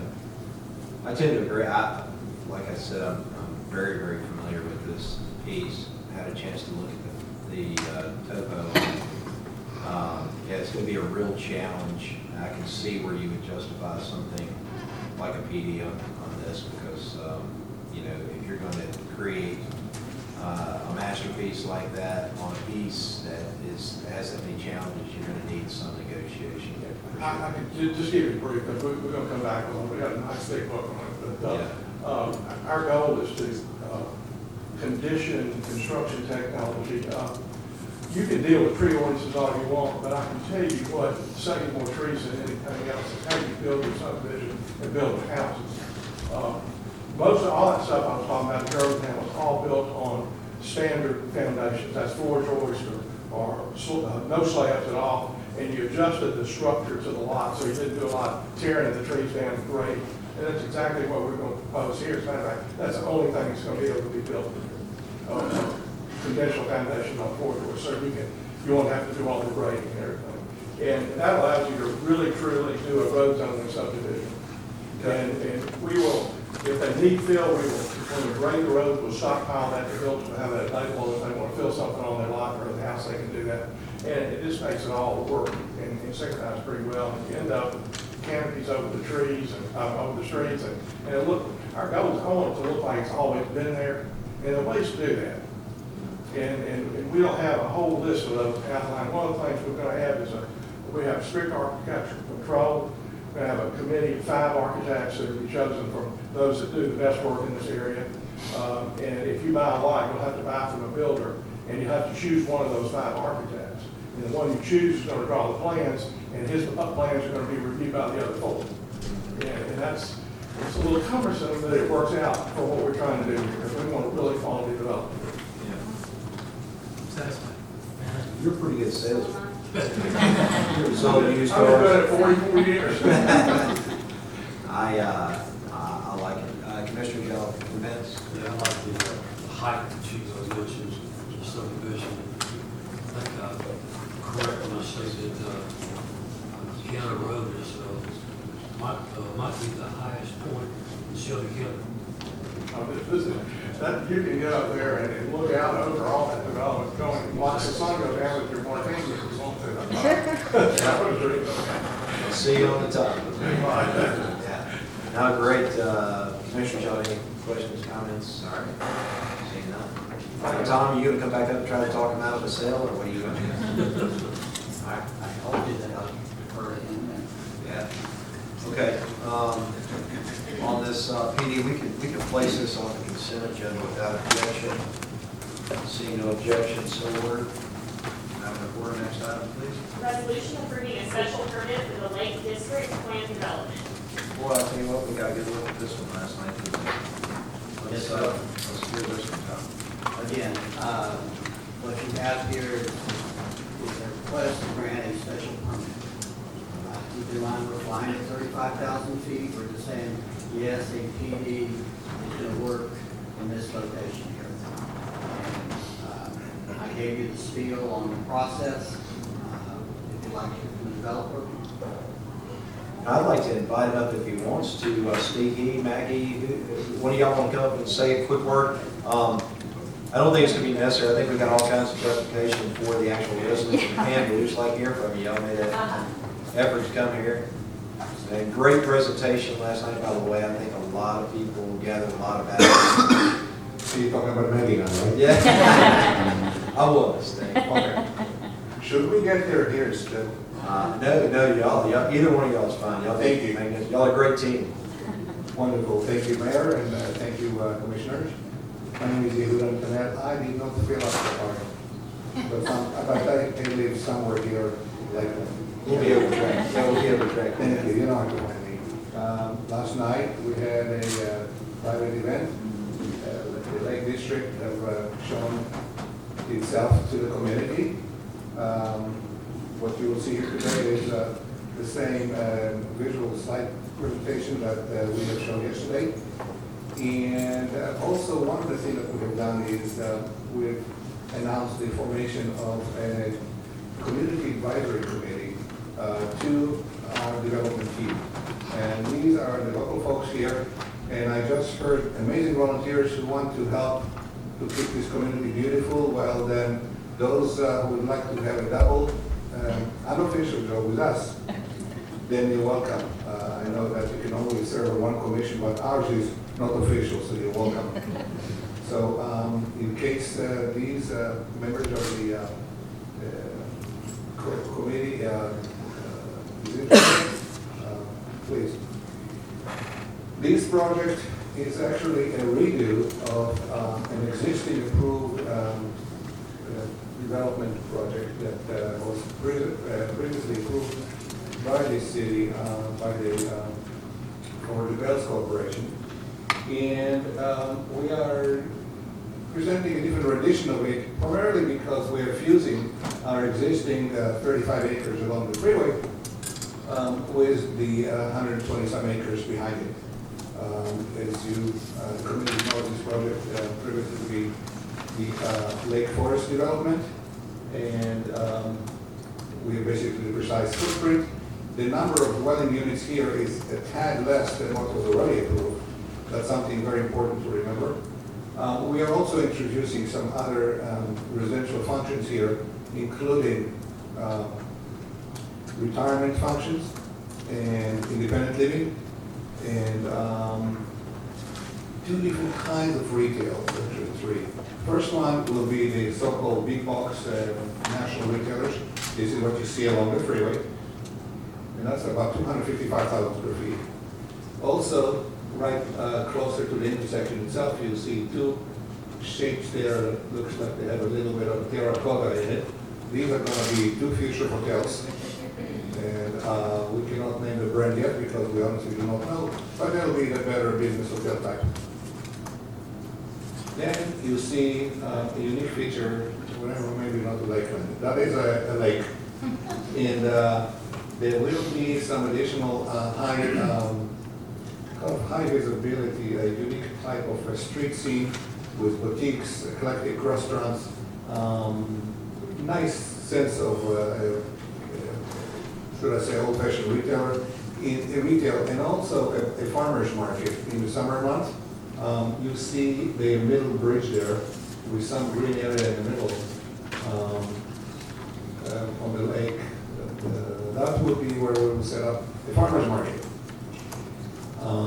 We envision a vibrant, very complex interaction between retail, residential experience, entertainment, and all kinds of living to everybody, from younger people to families to the empty nesters who would like to be in Lakeland but do not like to have the responsibility of the 4,500 square foot home with an endless backyard. 3 or 4 of those folks already approached us after the meeting last night, so although we were not planning on starting the sales department yet, it looks like it's really encouraging. Actually, we've learned a lot from the 4 or 5 people that actually talked to us about what they would like to see, and this is why I would like to formalize this advisory committee.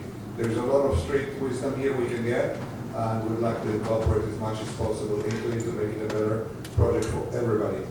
There's also a low-rise office component that is in the yellow section there, just in the extension of the lake. You'll see 6 buildings there kind of parallel to each other.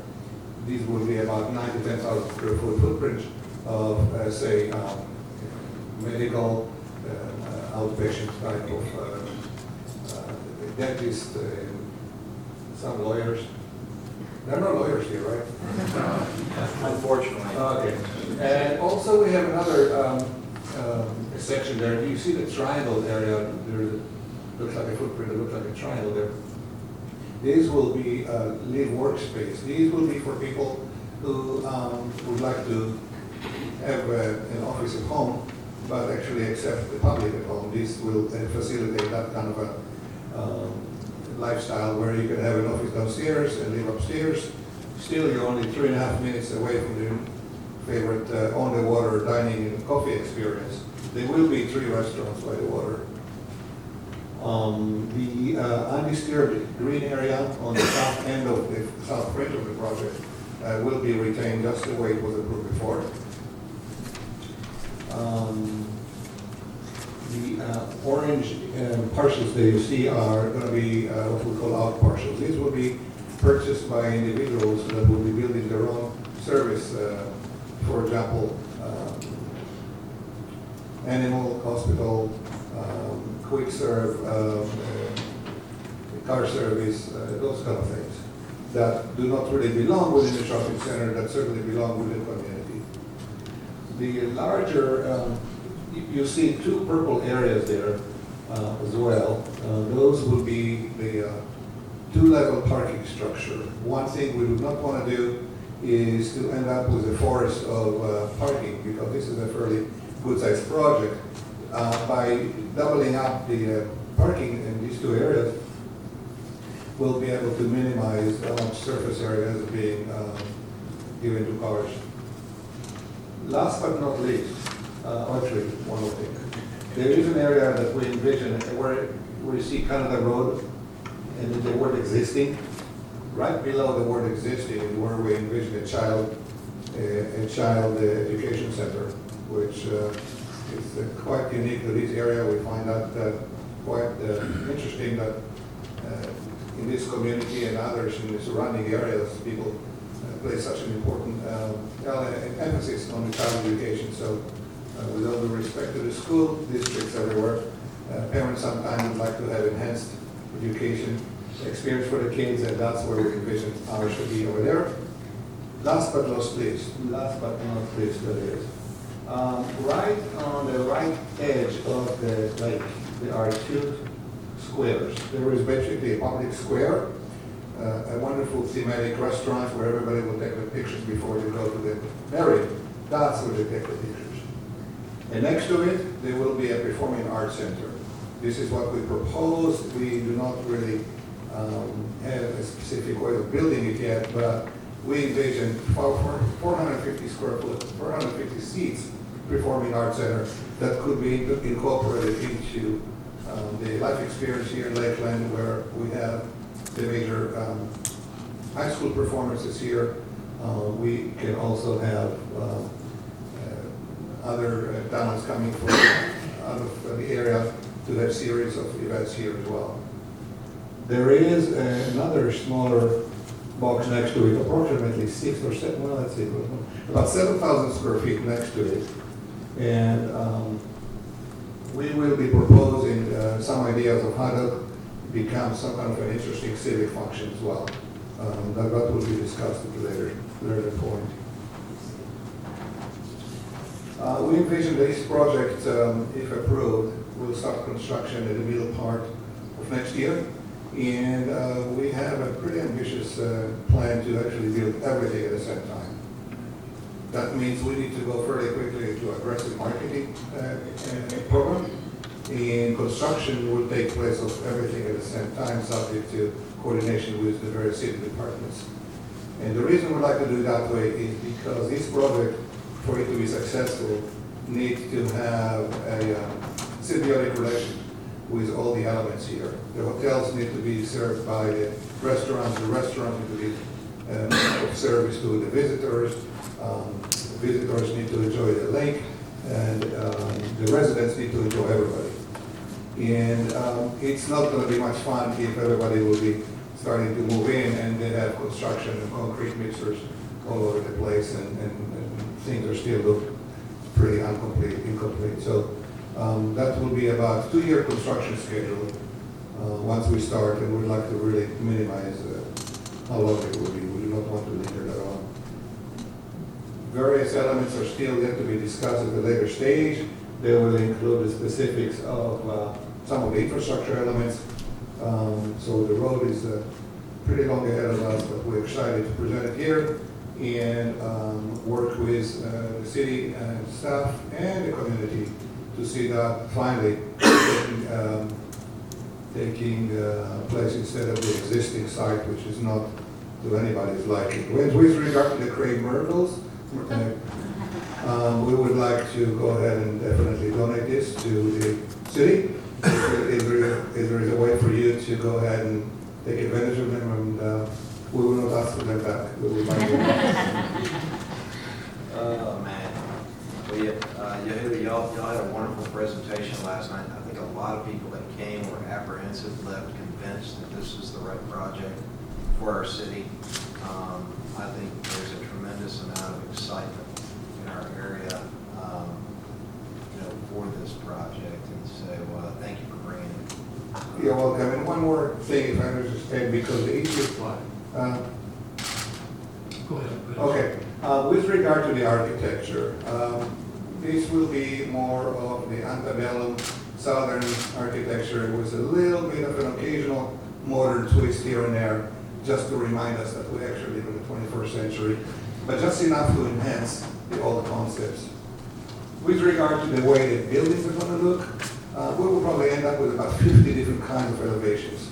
So although it may look here from 35,000 feet, as stretch rows, they will really look different. You will be hard pressed to find one elevation of the front of one of the dwelling units to look anywhere near like the one next to it, or maybe 7 doors down. That's very important for us to. Thank you. Commissioner Plum. Yeah, I probably missed this, but how about office space? Yes, you missed it. He said, yes, you missed it. Yeah, spoke to it a minute. Yes, it's here. The office basement, that's better. You talk real bad about lawyers. Right here. Okay. Now you're giving me? Right. Yeah, the office space is right there. If you see, these are low-rise, 2-story buildings, nestled in the garden. Quick walk into the public plaza, into the restaurants. And they will also provide employment platform for local professionals here. And that will be quite a place to work. Absolutely. Yep. Any other comments, questions, anything like that? I'll tell you, marrying the two projects, the first thing I noticed when we had our initial meeting at A2H was the flow of the project is a lot better. And then also I think it's a more practical project to move forward with because you have some revenue producers in there with your rental units and things like that. So I think it's more realistic marrying the two projects together and creating this makes both of them more realistic and more, I think, probably more likely to succeed. Thank you. This is what we feel that, so maybe all the trials and tribulations of the past have now created an opportunity that it is finally here. And it's not until very recently that we had the opportunity to enter into a contract to acquire this, and that's fuse everything. And this is the results. This, by the way, is still going to be subject to some refinements. Every time we refine it, it'll be a little better. And a lot of it will depend on what we learn from the folks here, and with some assistance from the city. We see the city here as a partner, and we want to make sure that everybody is proud of this project, and that will become the postcard. Everybody will be sending, come and visit us. But stay at the hotel. Thank you. All right, thank you. Great deal. I know do we have any other comments, questions, just amongst ourselves? None? Is there any issue with placing this on the consent agenda? Do you have any objection? Seeing no objections, so ordered, that will be on the consent agenda. Madam Recorder, next item, please. Ordinance final reading, amending ordinance 14-205, amending Title 1-102 of the Lakeland City Code concerning the Board of Commissioners agenda format. Okay. Commissioner Dow, your response. I think that this meeting got started very well today, having the speakers that were not waiting to speak up to agenda items go ahead and speak to what they wanted to speak to and then be able to leave.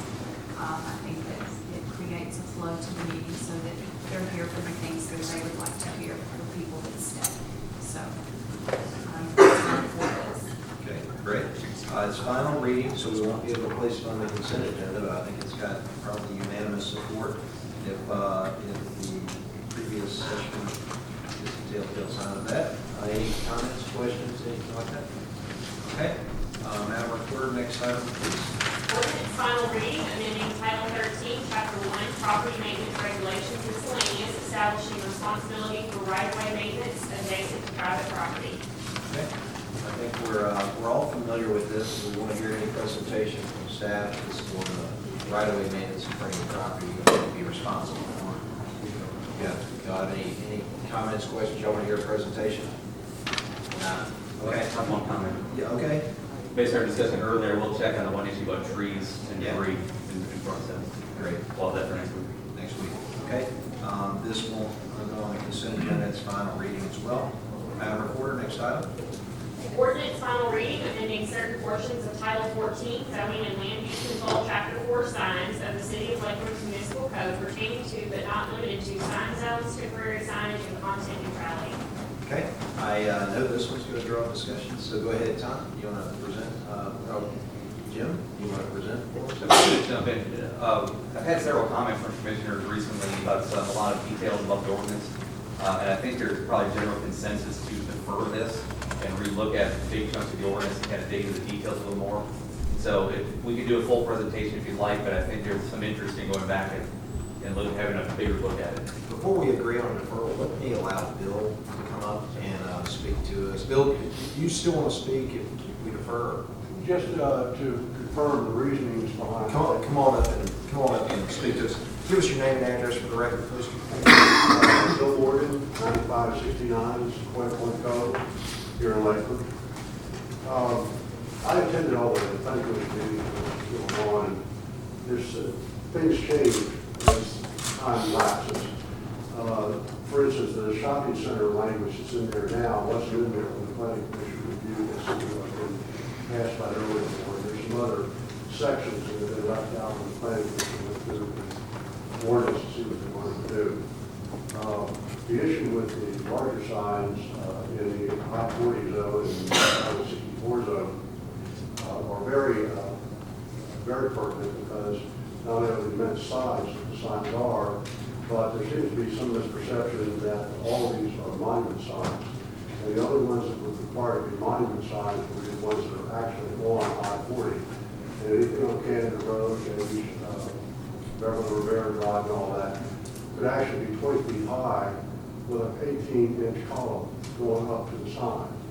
would not be required to be mine. So there's a lot of things in there that just never got filled in, because after the planning commission looked at this and all the suggestions that had been made, it was never given back to them to do a final proofing and rereading of it. So this isn't really their fault so much as just the fact that things were done as time went by.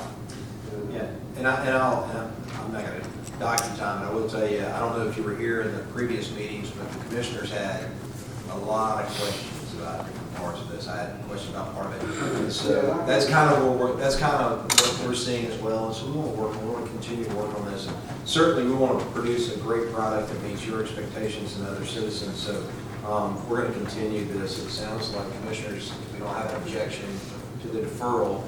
We don't have an objection to the deferral. Is it possible just to send this down to the EPC, with the EPC, right? We could send it to the Design Review Commission, we certainly could.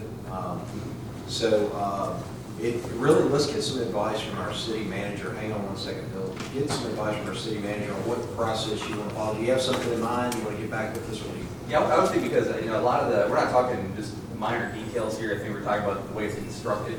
I think Bill's right. It's been a long time since we looked at it the first time.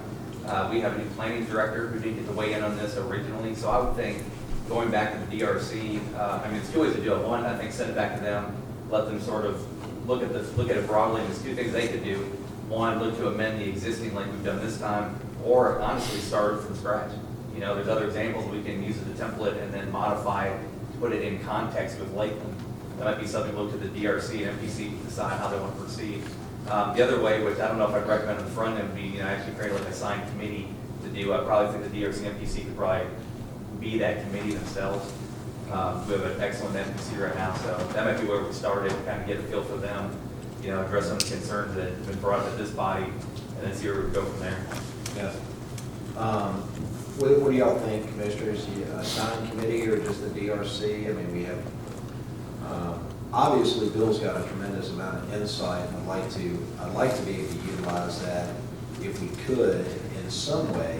I know he is not a member of the DRC and NPC, but wouldn't preclude us from allowing him to participate in the process in an unofficial or official manner. So maybe we get some thought to it and see what we can come up with and how we can work. He and maybe another person or two that maybe well informed. I think he had a pretty strategic role in past processes, and so maybe he has some information we can get. Well, and let me point out that under our current sign ordinance, we have a provision for a PUD coming in and get basically what signage is like. So if, for instance, the Lakeville or something like that presented itself during this period, they could do it as a PUD, and they wanted larger signs, or needed it for a different purpose that was designed around their needs. That can be done by the planning commission without changing the sign ordinance at all. Okay. So there's several issues that you are concerned about related, but things like that we don't have to. Okay, as we sift back through all of this, then we'll be able to work closely, hopefully with you and get some ideas from you. Well, and some visuals too, because the planning commission really wasn't given any visuals of what these larger signs would look like in position, so to speak, for comparison with what currently exists. So there's just a lot of, there's a lot of time spent where people change, positions change, personnel change, and I think just. So we'll dedicate some more effort to it. It sounds like commissioners, I didn't hear an objection to a deferral, so we will allow the deferral without objection. If I may say one thing, I was going to thank Bill. We met and we discussed some of his concerns, and I think clarification is really needed. We discovered this through me coming on board. Tom, I'm sorry. there you go. Thanks, sir. I'm sorry. I think I want to thank Bill for meeting with me and trying to seek clarification, because I was looking at things a little bit differently. Bill was able to give me a historical perspective and his experience with it, and he's right. We just need to get some heads together and make sure that what we're saying is what we're saying. and leave the ordinance left unto itself to explain itself. Okay. I just had a question.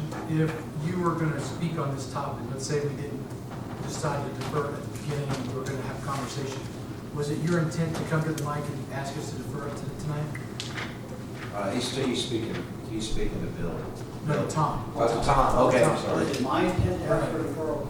I was going to do what the BOC wished to do. The only thing I want to say is, through the conversation with Bill and other things, I could see that you had some reservations, just like we did. I just want you to understand that, we're up here part-time, and, you're full-time at this, you're the professional, we rely on your recommendation heavily. So if you have reservations about anything in the future, we're not here to rush anything. So raise your hand, let's take a step back. Okay, thank you, sir. Thank you. I really appreciate you doing this. I think Tom brought this up when we met. Apparently, there's been a number of court cases that have indicated that the law is starting to look at the sign as part of the property, just like the building is. So if we make a mistake, then it's going to be there until working or internet is down. Right, they are grandfathered in, yeah. So, so good comments, and we'll be looking at this a little closer. So everyone, we appreciate your input there. Madam Recorder, when are we, you wanted to defer that, do we want to withdraw that and bring it back? Because the deferral, I really need to defer to a date certain, so. Yeah, I would withdraw. I think we're Withdraw. right back on wholesale change. So we withdraw it and start the process over, okay. So I got that without objection, Commissioners, we are withdrawing now. Seeing no objection, we have an objection. Let's say we're going to start over. Essentially, now let's define that. Starting over doesn't mean we're starting over from scratch, because we do have a document, but we are re-reviewing the entire sign ordinance. So essentially, it will be under review in totality, under review from front to back, top to bottom, side to side. So yes, that in that sense, we are starting over. And I would think a logical first step, thinking about this, we're manning it back to the MPC to, kind of take the lead on. But I think it'd be important, maybe start off with a joint meeting with y'all, each been in the front end and the back end, since you're gonna be looking at whatever comes forward to you. So I think to kind of set the vision and expectations and let them work with the details might be a good first step. Good deal.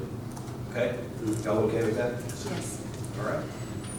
Okay, Madam Recorder, next item, please. Ordinance first reading, amending the fiscal year 2015-2016 budget, passed by ordinance 15-222 and amended by ordinances 15-225 and 16-233 regarding parkland acquisition. Okay, all right, and who we have speaking to this one? Jim walked away. Yeah. I think he did that on purpose. Yeah, he really threw you under the bus, didn't he? Way to go, Jim. That was on purpose, by the way. So this ordinance it's one budget amendment, and it would be to access the committed portion of our general fund balance that has been over the years set aside for parkland acquisition. We're at right shy of $400,000. It's $395,769 that we actually have at the end of fiscal year 15. We're expecting some more money to roll in this fiscal year from some upcoming development, but we don't have that money yet, so we're just recommending that we budget what we do have, and the only way to access that fund balance is, to pass budget amendment to appropriate it. Okay. This is for the acquisition of the athletic park. Okay. This will be the first step in that acquisition. Commissioners, y'all any questions, comments? City Treasurer, seeing none? Madam Recorder, that will go on the consent agenda without objection, first reading. Okay, seeing no objections, so ordered. That's on the consent agenda, first reading. Next item, please. Ordinance first reading, amending the official zoning map in the city of Lakeland by rezoning 5 acres of property owned by Chris and Cindy Choate located at 10494 Highway 64 from agricultural to C2. Okay. Tom, you have Again, anything? Tom Seaton, planning director. The application that you have in front of you is to reclassify approximately 5 acres of a 15-acre tract from agricultural, or AG, to C2, which is regional commercial. The planning commission did recommend that this be forwarded with a favorable recommendation with 2 conditions. The conditions being that when a site plan is presented, that the entire 15 acres be under review, not just the 5 acres, because provision in our LDR requires that anything over 15 acres, we have to look at the total site. Second provision was that when sewer is available to this property, that's public sewer that's either through Memphis sewer or through Lakeland sewer, that they be required to hook up to that sewer.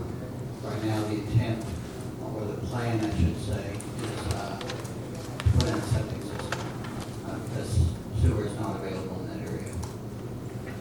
What portion of the site is the 5 acres? Is it front, Highway 64, or is that 5 acres in the back?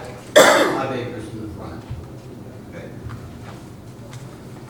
Here's my issue, and I'll tell you, commissioners, if y'all want to speak, y'all speak up as well. The problem I have with putting service companies on our highway frontage, even though it might be years from now before that's developed out, is that we are not protecting our frontage property that's going to produce the sales tax revenue by which our city is going to live. It's going to be our lifeline. Service industry needs to be in the back acreage. They don't really necessarily need frontage to survive. This HVAC service company. Up front, we could have, your retail establishments that would produce sales tax revenue, for the city. And so I'm not really keen on that. I'm not really keen on that idea, but this is C2 zoning. So what would this allow besides this service, HVAC service company? Any of your regional commercial development, much like what's already along Highway 64, west of Canada Road, all of that property is in C2. C2, so it could be any of those, it could be restaurants, it could be anything. Yes, sir. But their plan is for an HVAC. Okay, Commissioner Rowe, you wanted to speak? I'm just having a hard time envisioning it. So I see it. We've got 15 acres. It's the first 5 acres they want rezoned. The front 5 acres, yes, sir. Have we discussed back 10 acres? Nothing, a site plan has not been proposed. Right now, they're just asking for the rezoning. In my conversation with the Cho family, I was under the impression that he intended to leave the last or the back 10 acres as is for the enjoyment of his employees. He wants to move his business from Cordova to Lakeland. He sees this property as giving him some frontage and some public view, as well as there's a pavilion and a path or road that goes back to the back part of the property, and he just sees that as, a place where his employees can go eat away, eat lunch. Now, if later down the road he intends to develop something, I remind you that we do have design standards. Anything that's developed is going to have to meet those design standards. But I appreciate your concerns, Mayor, and this is something that was not brought up at the Planning Commission. What we did, we looked at the future land use plan and the neighborhood type plan. Both lend itself to commercial development, and this is a permitted use in a C2 district. Okay, yeah. what is this raised, in your approximation, what is this raised the value of the land to? Assuming it's 15 acres at 15 or 20,000, we're going from a $300,000 piece of property to how much? 5 acres of, in essence, a commercial property. I'm sorry, I don't really have the knowledge base to give that estimate. If I can find out. No, I'm just, I mean, I could be talking on base, and I apologize if I am, but our tax revenue, I see it's not going to be impacted by the budget, but I was wondering what tax revenue impact this would have. Well, it obviously we go from agriculture or green belt right now to a commercial valuation. But it will be for the front 5 acres. I don't know, Jim, do you have any? I did not consider that, I apologize. No, that's fine. Let's just say it's $1 million, right? To build 10,000 square foot plus 5 acres, everything like that. Where are we at on that? About $10,000 a year? It may not be important. I'm just saying there's an opportunity to bring employees to Lakeland. There's an opportunity to generate significant tax revenue. I mean, and it's in an area that likely is not going to bring retail anytime soon because it doesn't have sewer. Right. The assessment will go from 25% to 40% from agricultural to commercial. Per $100 assessed value. I thought agricultural was like 15, I think residential is like 20. 25 to 40. 25. Residential is 25. Residential and ag are the same. Okay. I knew that the business was for you. Go ahead, Commissioner Dunn. What's on both sides of this property? MLGW substation is on one side, and Great question. Here we go. Let me zoom out real quick. And why do y'all torture us like that? This is the entire 15-acre parcel here. So this is about a 5-acre circle here. Clearly, LGW has a substation there, and then part of the power line easement cuts across this corner. What I'm seeing here. This is directly across from the mini storage and the schools, maintenance shop, and the stone place, yeah, all that. this is a residential use right now. All of this is vacant, much of this is vacant, all of this runs on Cobb Road. It's mixed use of some residential and some vacant property. And then on the other side, here's Sterling Place right there. The only thing I would caution commissioners about, and we can do what we want here, but, this is something that we will never be able to change unless the owner wants it changed. It's out of our hands, and I understand there's a little sales tax, or a little property tax revenue that'll be generated here, but these are,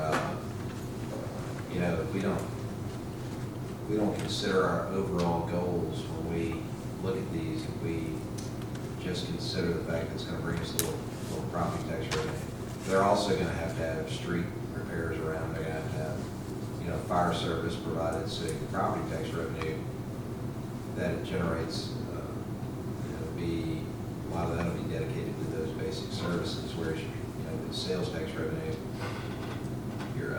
that's going to be bread and butter. I don't know. I like protecting these things unless it's something pretty remarkable. We have recently endorsed and looked at and endorsed service industry on Highway 64, but I mean it's pretty remarkable stuff in the $20 million, $25 million range development that's going to bring in, really going to draw things to our city. I think that's something that's appealing to me. But putting service industry up on Highway 64, man. Well, they pay sales tax on all of those air conditioning and heaters that are put in, right? I mean, you don't get it. They sell, I don't know if their service is that. I mean, even if the service isn't, I mean, I would assume a large portion of the business is replacing. Yes, sir. I mean, I would be curious what those annual sales are that we would see a possible tax. I can try to find out next week, and maybe there's any other questions. On those type things, I wonder if they, because they're served, they don't have a showroom where they sell this product. They go and buy it somewhere where they pay a sales tax and they price it out to a customer, and they provide the service of installing. So they're not really selling. So I know from purchasing that those for rental homes that we have a service guy that is one of these guys, and he'll come to us and how much is the unit, and he prices it $3,000, $3,500, whatever size it is, tonnage it is, and we'll pay him that amount, and he'll go purchase it from a vendor in whatever city that vendor's in. That's where the sales tax will be paid. I doubt that's going to generate, we're going to find that's going to generate any revenue from the sales tax. I'd be curious, I mean, 62 employees, I mean, I know that Yeah. I've had someone go buy an air conditioner and put it in, but if 62 Yeah. employees, I would think they'd bring them on site. You know, I'd be more enthused about it being on the back of the property, really would. Man, yeah, I'd be fine with it. They're gonna have 10,500 square feet in a building too, what would they put there if they're just going out and buying? There's all kind of stuff that goes along with that. I'm sure that part of it's office, part of it's going to be warehouse for supplies. They're probably going to order their supplies in bulk. But anyway, we can ask them that. That's good. Good for discussion. Any comments, questions? Got any comments? I have the same concerns as you do. As far as what we're going to put on Highway 64 and Highway 70.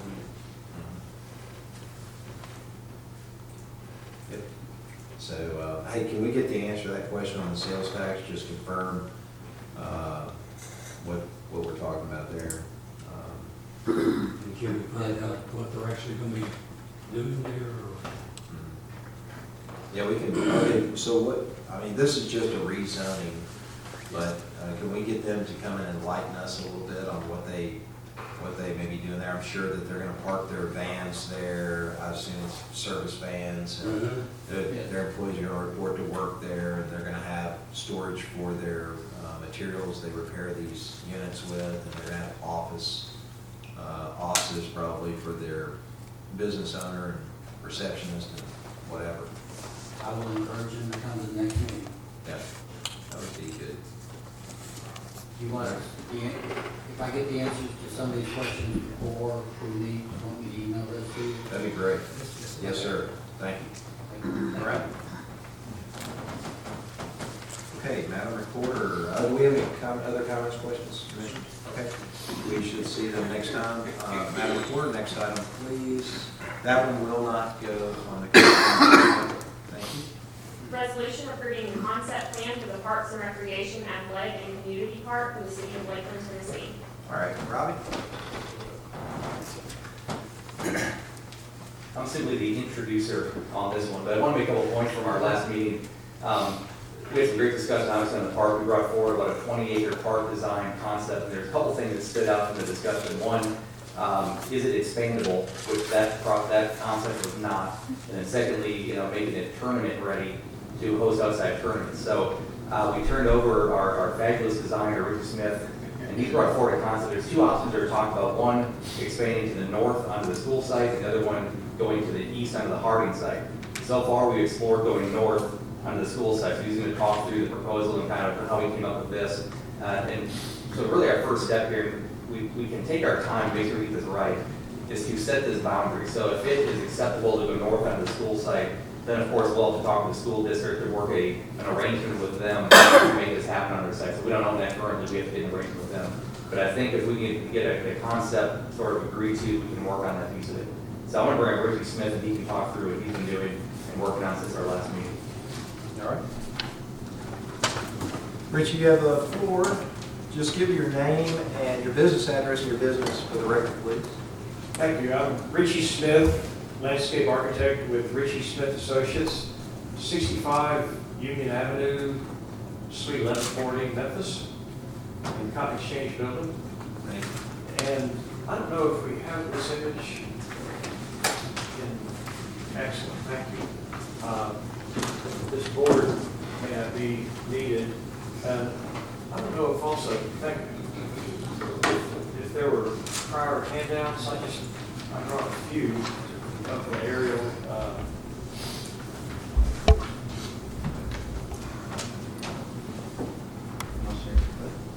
They can, I can see on the screen. We'll show you right here. Thank you. This is just a refinement of the prior plan from just a few weeks ago with Highway 70.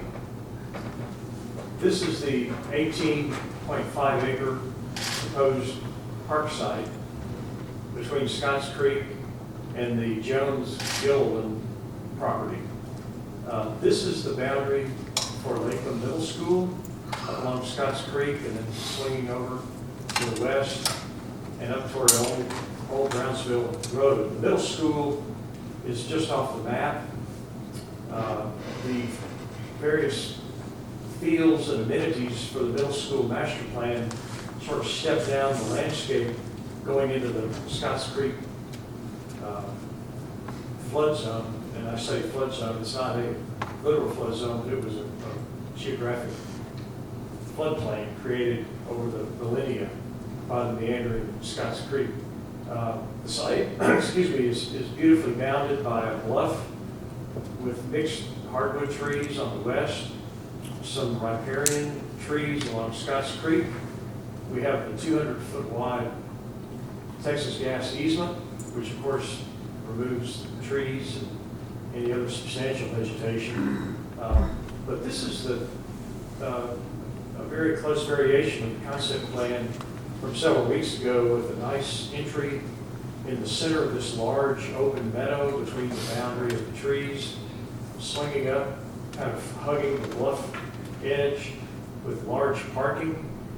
The heart of the park would be a pavilion with playing areas, structured play areas, and some youth football and soccer fields, carefully straddling that Texas gas easement. There would be some practice fields further toward the highway, and then Little League baseball and regulation baseball to the north, with the road eventually being expanded to tie in with the road envisioned in the school master plan that would also work with the Jones-Gilliland development, of which there's a beautiful 10-acre lake. Some of you may know that kind of locates this site a little better with that lake.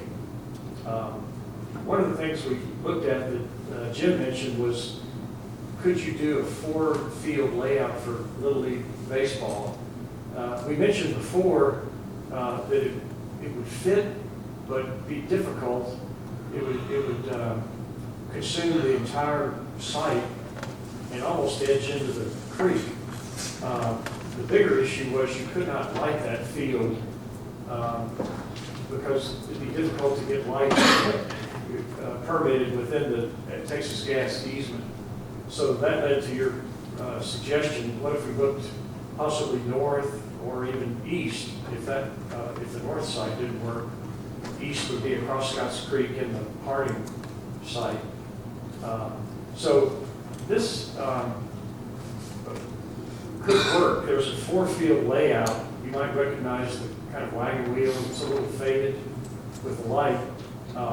But the school plan had parking with a side drive off of this future drive, going up to possibly a 6-court layout for tennis. Another landmark on the site is this sort of beautiful hill erosional remnant feature. It's literally a lot like Crowley's Ridge in the Arkansas Delta. Geologically, it has the same structure, but it's got a beautiful stand of trees. It's almost like a green island in the middle of pasture. So the school was keeping that as an environmental nature area. But north of that, there were 4 soccer fields. And looking at this, you could eliminate 2 of the soccer fields, move the other 2 fields just north, right here, and then you could have a 4-field layout with lighting and amenities and adequate parking. And that could be a scenario to be explored with the school board if this concept takes off. Yeah, that shows it a little bit better with the 4 fields and the sort of central pavilion, concessions, maintenance facility, as you've often seen in sportsplex layouts. But this would be the heart of the community and athletic park with the 18 acres, with the common boundary with the school right along this line and this line.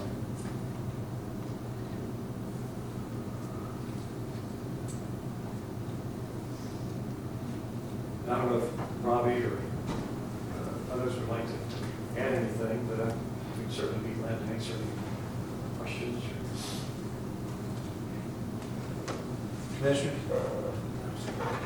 I like the idea of going ahead and moving forward with the schools, trying to work something out with them. I think that's a very appealing design, the wagon wheel and the fields up there. I still think we need to acquire the property leading to 70 and do something there.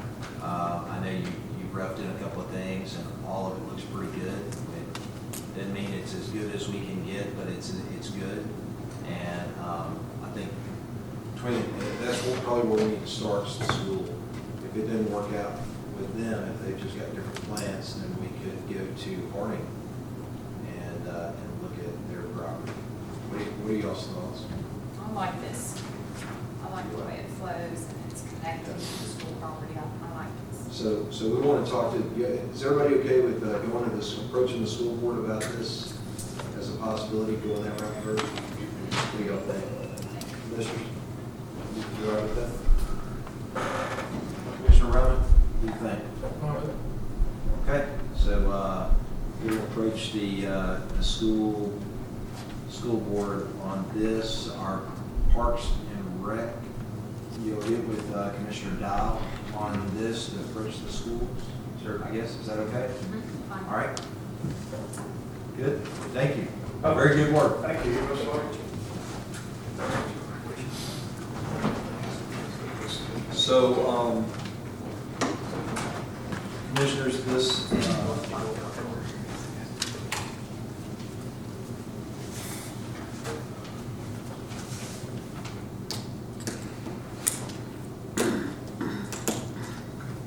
looking at this thing, hang on a second. Approving a concept plan. So essentially, the concept plan, I mean, we'll adjust it, we'll get a lot of swings at this thing. We're just approving the concept, so we can. Just be the lower 18 and a half. Yeah, I think what we may change is y'all let that deed go north. It might be giving us direction as the resolution may modify some, give us direction to start negotiations with the school board about that property. What I'm hearing is the 20 or the 18 and a half acres by itself is inadequate for our long-term vision. So, I also want to look at the whole thing, if we can work out some of the schools, look at the whole thing and see what we can do best, I still feel like we kind of looked at the 18 and also separately at this, and we just put a line. I'd like to see a contiguous development there, No, we look, I think the key is getting agreement with the school district to, some arrangement to go forward. I don't really want to have a concept plan approved with land that we don't own or don't have an agreement on, so I think we want to, the direction I think would be to start negotiations with the school board, and then once we get that established, come back, approve the concept. So by that time, withdraw this resolution right now. Yeah, or modify possibly. If you feel like. Let's withdraw it. We're not in a position to approve the concept plan, so how about let's withdraw it, and you and the Parks Liaison, Commissioner Dow, will pursue that arrangement with these schools. Any objection to withdrawal of this? Seeing none. Madam Recorder, so ordered. And next item, please. Thank you. Resolution approving the City of Lakeland Parks Maintenance Plan and the Plantation Hills Park Improvement Plan.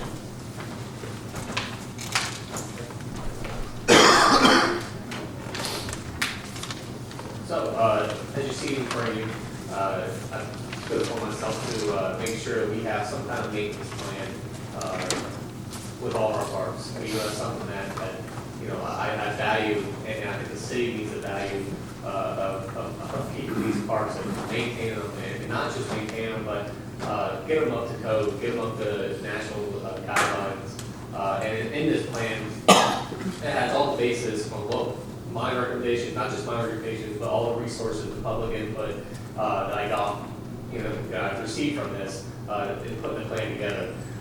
This is very well thought out, very well planned. What we need to do, a strategy on what needs to be done, and a 5-year plan on top of that to be able to get this done, and what we should plan for, what we should budget for in the next 5 years. Of course, this is all recommendations. This is what I've put forth. And also in there, as you can see, it also has a athletic maintenance plan with there. This is based off of that concept plan we just discussed. Now, if it changes, the pricing, you know, the cost will change as well. But I feel really comfortable if we had an actual plan of maintenance before we move forward with actually building the field. So I wanted to make sure that this board to put a plan out to actually maintain our parks system to get them up back to what we should do, or what we should actually expect from our park system. It's pretty lengthy. It's a pretty lengthy plan, but very informational. Have any comments, questions, commissioners, anything like that? I've got one on Plantation Hill, but anyone, I'll defer to the commissioners first. Okay, I've got a question on Plantation Hills improvement. Do we have a cost estimate on what it's going to cost to do all of this? It's the majority of it, I'd say about 80% of it's just labor induced. It's basically just clearing out trees, clearing out brush. The only cost that we can really, I guess, is really the just little tiny things like repainting the swing sets, replacing the hooks from the swing sets, tearing down the actual playground, which it might not cost anything. We might have to contract a little piece of it out. Another thing is could be if we want to add some bird feeders or some butterfly gardens, make it a natural reserve, basically more of a passive park than an actual active park. You know, removing the high maintenance of that park. Who's going to go and load a bird feeder? Well, you know what. Yeah, right. You know, one of the things we discuss, you know, as a Parks and Rec board and just other sources that, you know, we try to figure out, you know, what is the best use of this park? You know, we don't get a lot of use out of it. And what can we do to further either raise the use of the park, or if we can't get the use of the park, what can we do to keep it low maintenance? And these are recommendations and input that we feel can lower the cost of annual maintenance, and can also, you know, maybe encourage some people who want just passive parks to go and attend. All right, so here's mine. You say just labor. We've just added, you know, our last meeting, contracted services and whatever,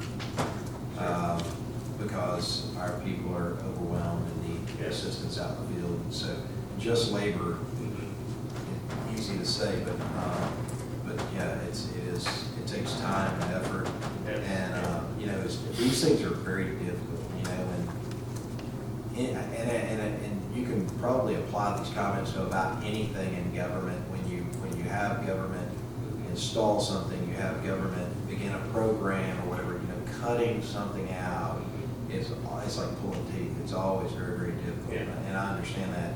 But this park is not underutilized, is an understatement. I mean, it's just not being used. It's not being used, and I don't see it being used, and I don't think that we have to do anything. Bird feeders and nesting boxes for butterfly garden. I don't think we have to do anything else to get the birds and the butterflies to use it, because they're going to use it. It's going to be a great natural area in my mind. I think we need to shut this thing down and just suck it up and make the tough decision here in my mind save the money, save the labor, move on. We know, I think down deep, we know what's right. And, you know, if we want to patronize one or two individuals who live across from this, then, you know, I guess we can do it. But for the greater good of our community, I mean, this is a clear-cut choice for me. And I can make recommendations, it's just, you know, my job is to take care of all the parks we have, so I think, you know, I make sure that we have a plan at least for the parks if we do have them. But I do have other plans for other situations too, as you discussed, but it would have to take, you know, support for it. Yeah, and that's just my opinion, Mr. Commissioner. My question is, what are we doing now? I mean, is this a new program? I mean, are we not maintaining the parks now? You know, of course, I don't have the history behind it because I've been here, Jim could probably touch more, but, you know, we didn't have the manpower, we didn't have the budget in order to maintain the parks the way we should have. And I know it came back to, you know, the history behind the Parks Department, but I think Jim could probably discuss a little more than I could, or at least better than I could, about what the whole reason behind this. Yeah, absolutely, I'd love to. Good question first. You know, and we talked about this last month with our mowing contract. Now, how does our mowing contract relate to parks maintenance? Well, as we pitched before, most of our, well, all of our summer, our guys, our two guys that we've employed here, even at temp sometimes, are using the entire summer to cut grass. Where a lot of these maintenance items in the parks are strictly labor items. You know, it's not a high cost item. If we have the labor to do it, we could take care of a lot of the problems and bring our parks back up to a respectable level that we can be proud of. So we did that with the mowing contract. That was the purpose. So we were contracting the mowing of the parks, freeing up staff time, our staff, to go in and do projects like this. Robbie has a plan for each park. A lot of it is labor-based. So we freed up our park staff, our two individuals, without any temps. Already talked about not getting temps to do this. But then the two individuals have the time to go in and take care of these labor. You know, we can plan for capital expenditures and do bigger and better things, but again, I think the biggest need we have in our parks is strictly labor. So this would free up. So this plan makes use of the two people that freed up. The issue here, though, is that this plan only calls for $18,000 of labor. Well, that's just for the athletic complex. That's just for that. Yeah, that's just for the athletic complex. That's just an estimation. If we wanted to build this, we need to at least hire one worker to be strictly there. Because we have our two workers going up every other things. We need at least one dedicated worker just for the parks. I mean, we actually probably need 2 or 3 to maintain that community park just itself and the athletic field. But realistically, you know, we need to hire at least 1, and that's where that comes from. And if you see in our 5-year plan, I have a 5-year plan of all the major projects that we should also incorporate and improve our parks.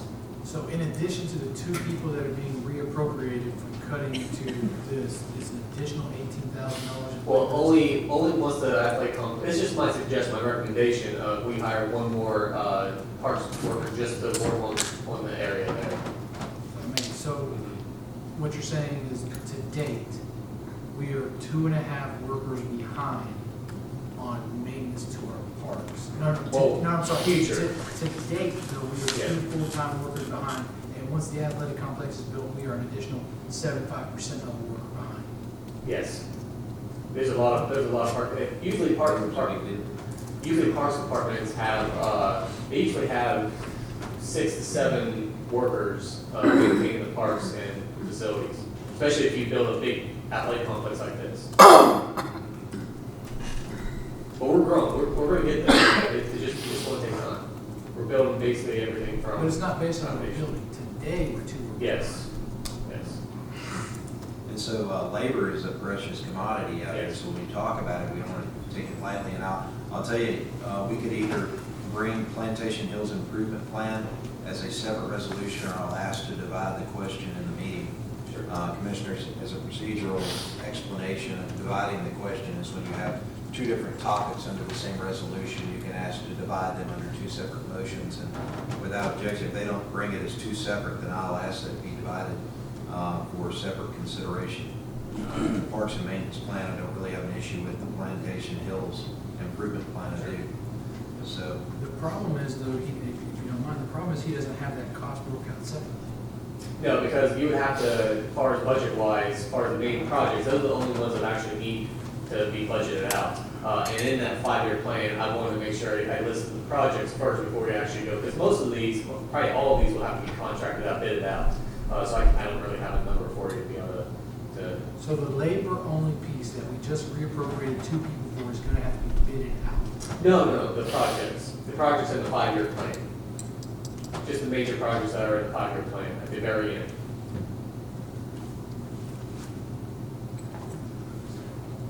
Initially, the emphasis will be on labor. We got the 2 guys freed up now to handle this project. There's a maintenance plan, like a part of the list that needs to be improved, the improvements list. And those are all things basically that labor, do so and all that. And then there's actually, back at the end, there's a 5-year plan that all the projects need to be done. Can we take this up during the budgeting process? We certainly can. I feel like we're kind of piecemealing. This was, why we did it right now, the reasoning was, for a grant purpose. All of our parks are out of date as far as, playground equipment, ADA standards, they're not up to date. So, if you don't budget to be able to maintain those or bring those up to date, you have to have some kind of plan in place to be able to do that in the future. And this was part of that assignment to be able to bring all the parks up to date because we are out of date for ADA and playground safety. You said grant, tell me about that. Our LPRF grant. Okay. Yes. So this is part of the process. This was part of the process, yes. You know, I think there's still a couple of tough decisions out there to be made besides Plantation Hills. What do we do with Aaron's Ridge? There is. You know, yes. If I could add, 'cause it was brought up before at a meeting that, the question was asked, what about closing some parks and allocating those resources to, say, 3 or 4 of our primary parks? That question is being researched right now by Will and Chris, so we just haven't answered that part of it. Yeah, we really need what the process would be to do that. Yeah, like what would happen to the land then, and Yeah, it's a fairly complicated legal question, I believe. That's what we have the experts looking into right now. So just to let you know that it's being done, that's out there to bring you information. Just for the record, I went to the Homeowners Association in Aaron's Ridge over a year ago now, but mentioned to them, there's nothing happening with Hills Park. The city were to donate that land back to your association, who essentially, I guess, would be the owner if we abandoned the association or we donated to anyone who would be the appropriate entity. We donated to them to have a developer come in and develop another code. You have those codes running off that Main Street all the way down. You have an additional code in their subdivision built to their standards. Something would have been done with it. And they didn't say no. They didn't burn me at the stake. They actually, I told them, I said, also bring some revenues into your homeowners association, potentially give y'all a boost. And so I don't know. One last thing, when this is taken up, obviously there's a 5-year plan. You said each of those would have to be bid out. Not to give you extra work, but I'd like to see the 5-year plan. Yeah, well, the 5-year plan is more of the major project to be done. And if you look in there, they're basically kind of positioned by each park. Each park needs, if you want to do a major project on each park, well, let's say that's not each park, it's the main parks that we really need. Each one of those presents a possible project or a large project that needs to be bid out. Now, as far as the maintenance goes, as far as the labor, everyday work, that's something that will, in our parks improvement plan, we can get all that done without little or no cost. Is this being neglected today? By us sitting up here and not doing anything today or next week, does that mean that our parks are getting worse day by day by day? Well, with this new mowing, do you want to? No. No. And the reason being because we now have the 2 workers free up. So even absent of a plan, they have a task list right now that's fairly obvious. So up until this new mowing contract, they've kept it at a very base level, which I don't think meets the expectations of our citizens. That's at a base level. So now we'll be able to increase that through labor. They know what it is. So now absent of a plan, we're I don't know if you guys have noticed IH Park, what has been done there, but that's just labor inducive, and it's looked 100 times better over there. If you guys check it out, and we didn't spend a dime, it was all labor. Put around trees, put around brush, put around. Yes. all right. questions, comments? This one won't go on the, neither one of these will go on the consent agenda. Hopefully it'll be two when you bring it back, consider them separately. Is there a recommendation, I mean, with this plan, that maybe you guys have, except for the, you know, the court parts, you know, closing possibly, but other than that, I can tell you what I'm worried about. I'm worried about two things. I'm worried about, one, not having, meeting basic levels of services and having nice parks. yes, But I'm also worried about committing to a 5-year expense. yes, that's, yes, absolutely. So many times we hear, hey, let's do it for this, or let's do it for that. All of those reasons sound great, but at the end of the day, we don't realize that by voting yes to this plan, we have to say no to something else later. Sure. So, one, I want to make sure we have our citizens' expectations met. Two, we vote on something that we're not going to be surprised 2 or 3 years from now. Sure, exactly, absolutely. And then again, these are all recommendations of what, you know, we want to have high-quality parks. And, you know, if that's something we want to do with forming 3 major parks or 3 super parks, I think that's something we can talk about. Okay, great. Commissioners, any other comments, questions on this? All right, seeing none. Thank you, Robbie. And I'm going to ask the Vice Mayor to take item number 11 for me. Give me a second. Resolution approving the sanitary sewer concept plan for Chapel Woods subdivision. December? Ellen Harold, city engineer. This is basically what I proposed earlier with the sewage commission business, Chapel Woods subdivision, for the sanitary sewer concept plan. So this is just a resolution to approve the approval from the sewage commission. Were there any questions? There weren't any questions before. I don't see there's any. I don't have any questions. You guys have any questions? Any sewer business is able to go on the consent agenda? Yes. Without objection, we can go to the consent agenda. Resolution authorizing the mayor to execute a construction agreement with Victor Hall Construction LLC for IH building improvements. Okay, this project is the improvements to the recreation room at the IH Clubhouse. We're replacing the windows with French doors. Instead of the stone going around, the architect suggested translating windows. And I included a kind of a 3D elevation view to show you. I think it turned out really nice. So we bid the project out. The opening was yesterday. Victor Hall Construction was the low bidder. Their bid was actually $35,000, but after talking with him, it was a little bit over our budget, and so we will have our building maintenance staff do the painting. That's one thing that we can take out in the deck staining. So that reduced the cost $3,000. So I did add a $2,000 contingency in case we have any unforeseen circumstances. So the actual contract with the contractor will be $32,000. Adding the contingency, the project cost could be $34,000. Are there any questions about? One thing I do want to point out: the bid, since the estimate came in higher than what I had proposed to you guys as a budget amendment. I did it as an add alternate, the side door that goes out to the patio. I plan to just add that into the budget for next year unless you all want to add it in. It was $10,000 extra. And that's why I did it as an add alternate, because it drove the price way above what we had discussed. So I just wanted to point that out. And I assume we've done our homework on Victor Hall. Yes, we've actually contracted with them before. They did the renovations at the clubhouse originally in the main room. They did all of those renovations. Yes. So we've worked with them on several projects. They're very, very good construction. Any questions? Ma'am?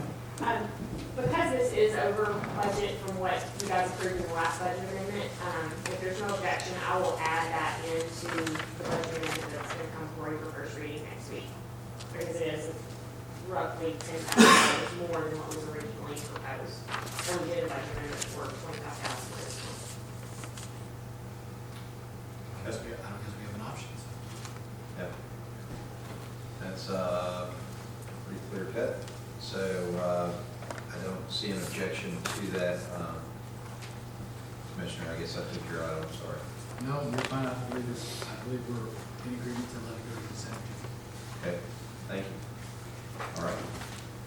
Did you have any other comments or questions? Okay. All right. Thank you, Madam Reporter. Then, okay, was that on the, did you have that on the consent agenda? Item 12, we moved to the consent agenda, and now item 13.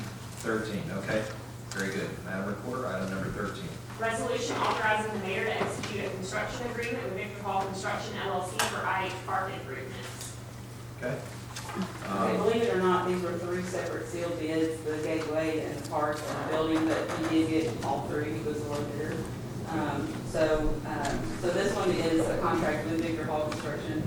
Again, this is for the park improvements. This includes both the terracing and the overflow parking lot, which were two separate budget amendments. But this comes in within the amount that we budgeted.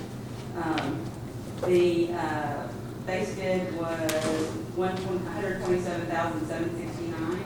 I am proposing a $6,000 contingency just for unforeseen circumstances, but I don't think that we will have to use them, but that leaves us a little extra money for anything that's unforeseen. The lighting is not included in this bid. I'm going to contract that separately with an electrical contractor. This type of contractor is primarily dirt work, and so I think we'll save a little money because he would sub it out as well. So, yeah, so that is included. The parking lot actually will be 64 spaces, so it's a significant size. I'm working with Texas Gas right now to get an encroachment permit, but I don't foresee any problems with that. I've seen it places.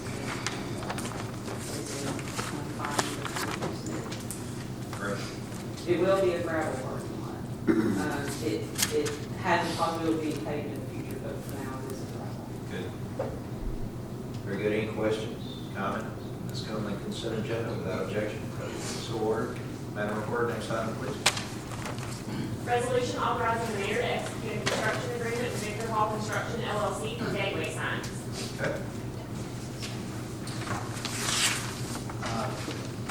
And we said with the same contractor, one off three bids. As you well know, the LDC, with a grant from Edge, put together an RFP for Gateway project. We were successful in getting two gateway signs. One's going to be on Canada Road, one's going to be on Fletcher Trail, and that bid came in at $44,000. There's a $2,000 contingency on that, bringing it to $46,000. With money that we've spent on design for the gateway signs and some of the other miscellaneous expenses, we will come in right at the $52,000 that was allocated for both, year one and the second round of Edge funding that we got. We had 26,000 the first round, 26 the second. It was a bit of an experience for me. I really thank Emily for being here and walk me through some of that. I was a bit shocked at some of the engineering drawings and how much that costs, but we have got drawings, we've got the foundation, we've got the specs for it. From this day forward, if we want to build another gateway sign, that's done. The only thing they got to do is get on the project and move forward. And just wanted to clarify that the total project is $52,000, the grant was for half, the two grants are for half of that. So the Edge funding is $26,000, and the city is putting half 50% match on that. Right. And I'm really excited about this thing. It's a great design, a great outcome there. I know Commissioner Plunk, that's right down there by you. That's going to be really fancy, isn't it? I'm excited about that. Good. Any other comments, questions, anything like that? Thank you for your work on that. Good job, staff. Madam, we can place that on the consent agenda, I guess, without seeing none. So order. 14 is consent. 15, Madam Reporter. Resolution authorizing the mayor to execute a contract with Watkins Overall PLLC to audit the city of Lakeland financial activities for the fiscal year ending June 30th, 2016. Okay. put your other hat on, you want to? So this is standard, we have to enter into a contract to audit by June 30th of each fiscal year, and you all are very familiar with Rock Music World. They've been auditing us since, I think, fiscal year 2009. And there was a 3% increase this year, which I think is very reasonable. The school will actually be picking up a little bit more of the bill this year than they did last year, just realizing that there was a little more work put into the school audit, but they are still saving money from having their own audit. So we're going to do a 70-30 split with the school this year, and I think we're excited to work with Rock Music. I think they're excited to work with us too. After getting through last year, I think this year will be a lot easier. So. Good. Commissioners, y'all have any questions? This can go on the consent agenda without objection. So, Madam Reporter, 15 is on the consent. And next item. Done public discussion announcements. Any announcements? Yes, I have one. As you know, we're entering budget season right now, and at staff level, we talked about having our first budget retreat. We're throwing out a